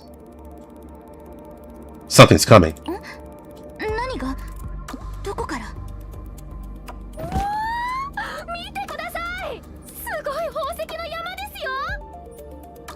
I turn my head towards where Raid's voice came from. As if released from my bonds, my body and mind feel free once more. カオスではあまり見かけないものね。ダークスターの戦利品か、あるいは品質保証書や名刺なんかもあるわ。黒字に白文字で何か書いてあるけど。 White text on a black background? I approach Annika and Renoa and take a closer look. In Renoa's hand is a sleek, crisp black business card, and a piece of paper with the same appearance drifts through this faint memory. I carefully trace through the faint memory step by step. Protos, memory, freedom, capsule. This is definitely the one that was in the capsule. みんな下がりなさい。宝石に手を出すと厄介なことになりかねないわ。名刺に奴らの紋章が刻まれているの。 At that moment, the sharp click of heels echoes through the air. When I turn to look, the owner of those footsteps had drawn far closer than a presence I sensed suggested.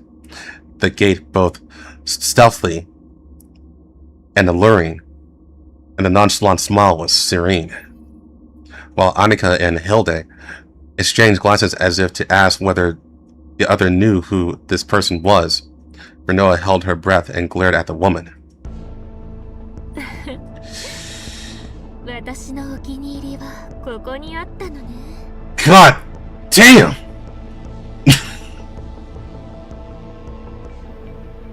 ベロニカ、艦船に運びなさい。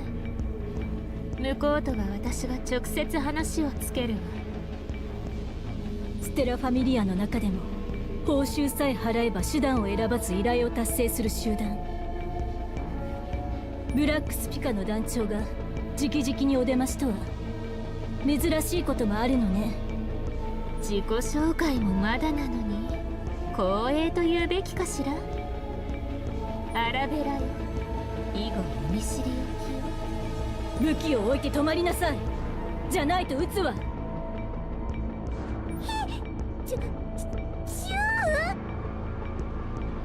あら、私たち何か失礼をしてしまったかしら。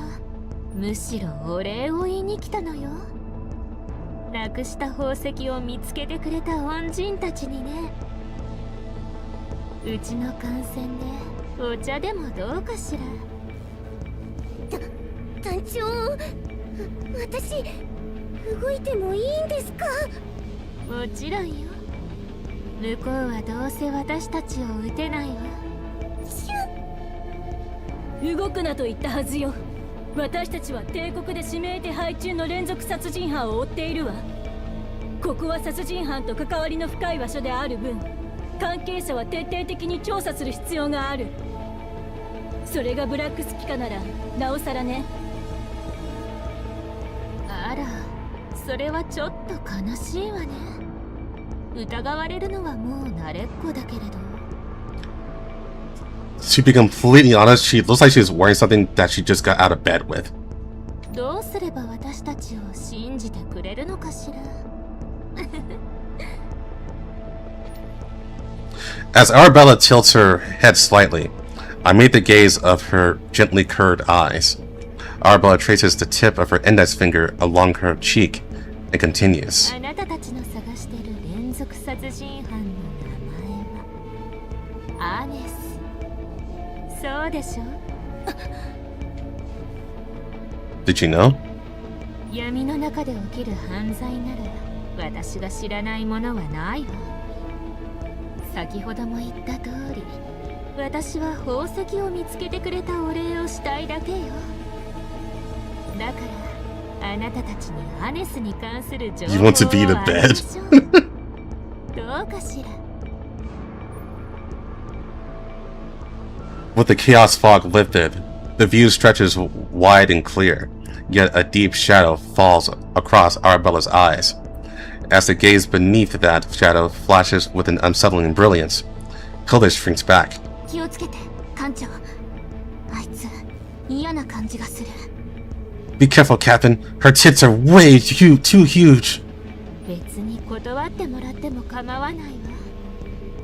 それで困るのはあなたたちの方だしね。ただブラックスピカの団長に直接会えるのは今だけよ。くれぐれもよく考えてちょうだいね。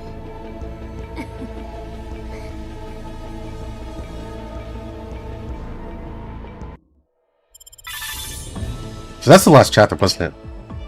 That's probably the last one. Oh, there's an epilogue. Okay.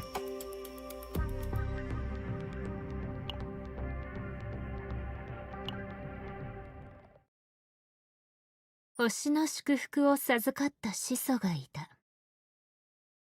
珍しい外見と特別な能力を持っていたかの者たちは、それぞれ固有の特質を子孫に残した。星を一つの大地に、始祖を原初の種に例えるなら、現在は無数の花や果実が大地を豊かにしていると言えよう。この時代の花と果実。それを我々は、ステラファミリアと呼ぶ。どう？答えになったかしら。ステラファミリアに関する質問はね、ブラックスピカ、君たちは黒く染まっている。星の祝福を授かった者の末裔でありながらね。始祖のことを知ってなお軌道から逸脱した理由があるはず。特質とはすなわち天性。生まれながらに悪性を持つ者たちに与えられる名前がブラックスピカ。みたいな答えを期待してたのなら悪いけれど、理由なんてないわ。私はただ気の向くままに動いて、見られた通りに定義されるだけ。それはあなたも同じではなくて？最初は失った記憶を取り戻そうとした。失った記憶の代わりに記憶を失うしかなかった理由を知った。そしてそれが私を帝国の軌道から逸脱させる理由になった。 Alright, one thing to note here. Protos are not supposed to lose their memories.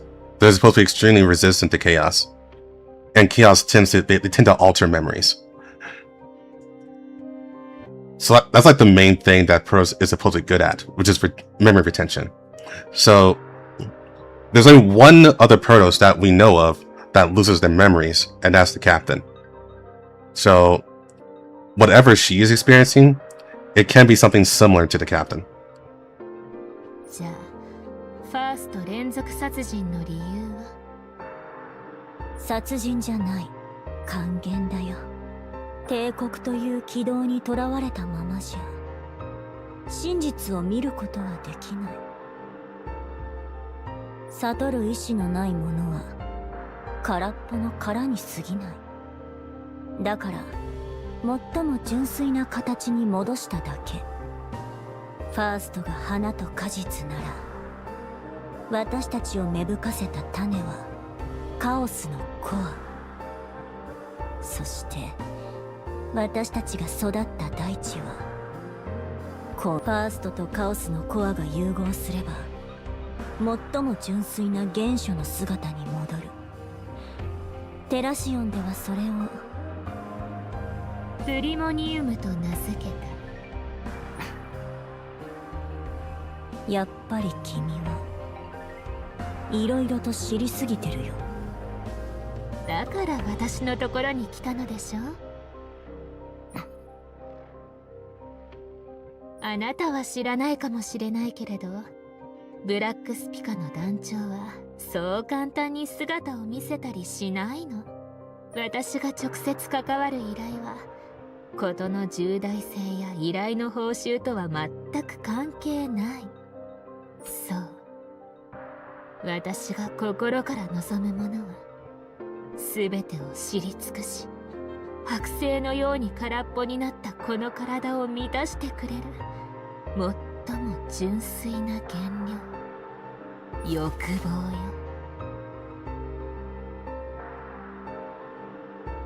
いかにも不純な理由だね。欲望を不純なものにするのは道徳よ。悟った者たちはそれを統制と抑圧と呼ぶ。帝国という軌道からすれば不純で不穏なのはお互い様でしょ。目的は違う。目標は同じよ。万華鏡の不可情。そこであなたが求めていた純粋な力が手に入るわ。そして私は失った欲望を取り戻す。君の欲望には興味ない。その対象がファーストでも決めるのは私だよ。私を利用できるとは思わないで。大丈夫よ。それでも欲しいものは得られるから。必要なものは力ニアに手配させるわ。時が来たら持って行って。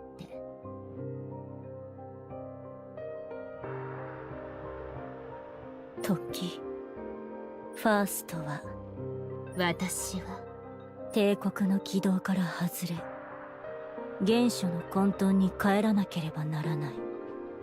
あなたという存在を介して欲望に身を委ねてみたいわ。ナイト。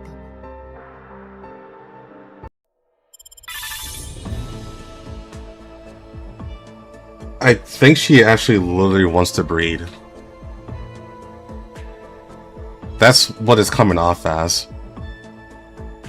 She desires the captain's essence.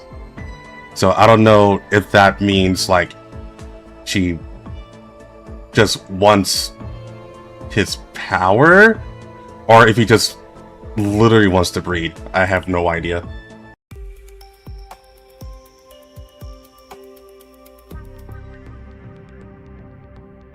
That's it for chapter 1. Chapter 2 is not until 18 days.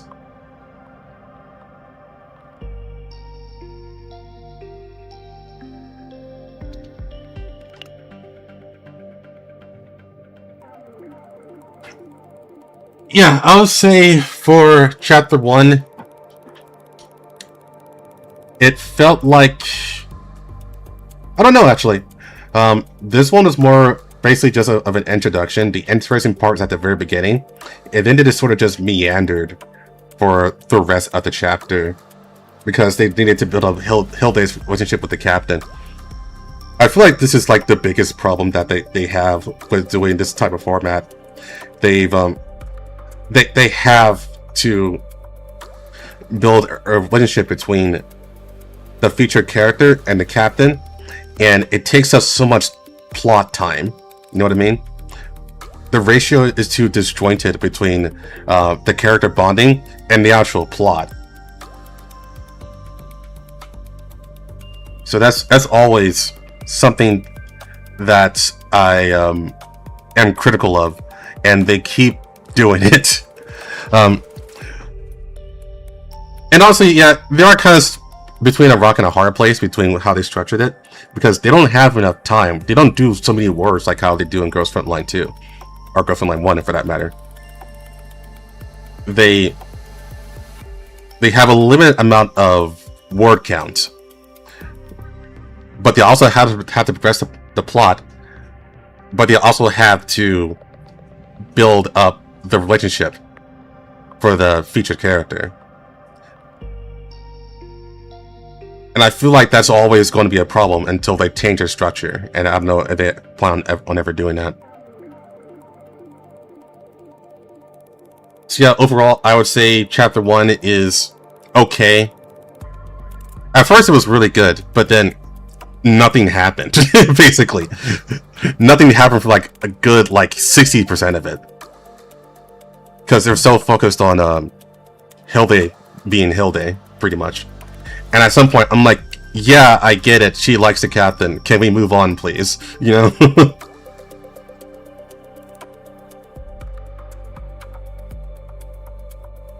So yeah, it's just okay. It's an okay chapter.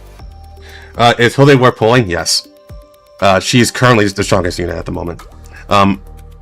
Not as strong as Tenebria, I believe, but she's like really fucking strong, and currently this season is going to shield the fuck out of her. So yeah, she is worth pulling. She's basically a stronger Veronica, and Veronica was already one of the best supports in the game. And now we have Hilde, who can basically be or do Veronica's job while also dealing damage. Way more damage than Veronica can even dream of. So yeah, she's very good. Very, very good.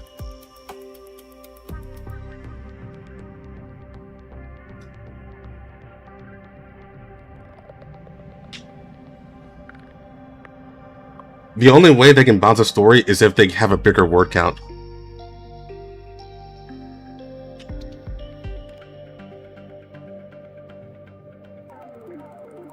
Yeah, Arbella is limited, so she's guaranteed to be super ultra strong unless they fuck it up.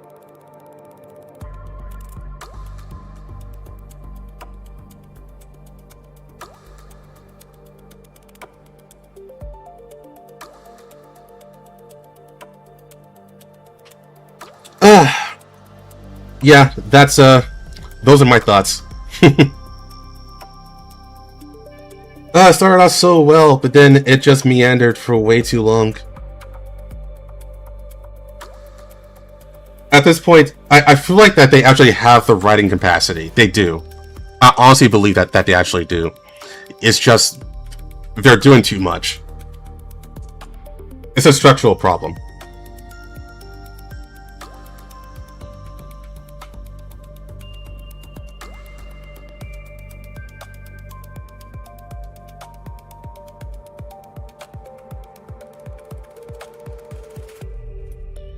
All right. I am. Oh yeah, let's talk about future plans. So this was fun. I'm going to continue doing this.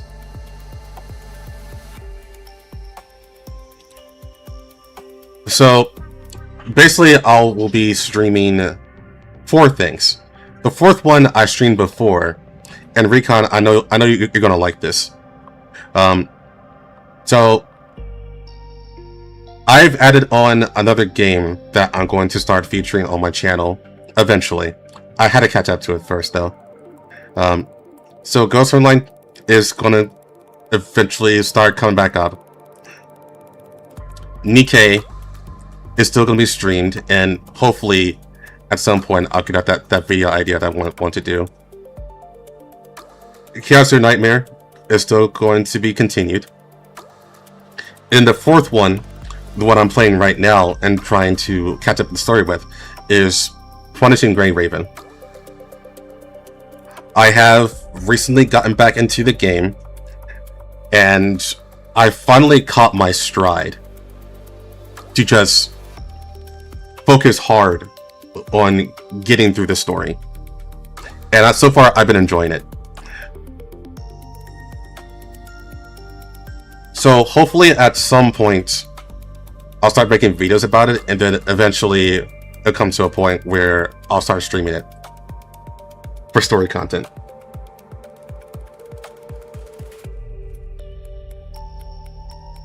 Yeah, I knew you like that, Recon.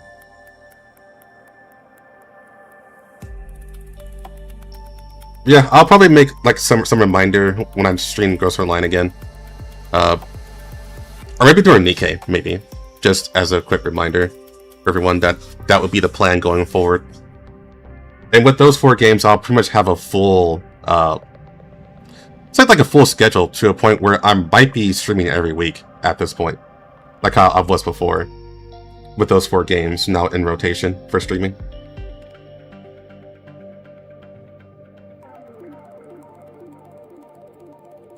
So I will say this, the Commandant's uniform, his military uniform, it's the best uniform out of all the games featured on this channel so far. His uniform is fucking swag. He got mad aura in that uniform. Just get rid of the face mask. I think the face mask is kind of dumb, but the uniform overall looks nice.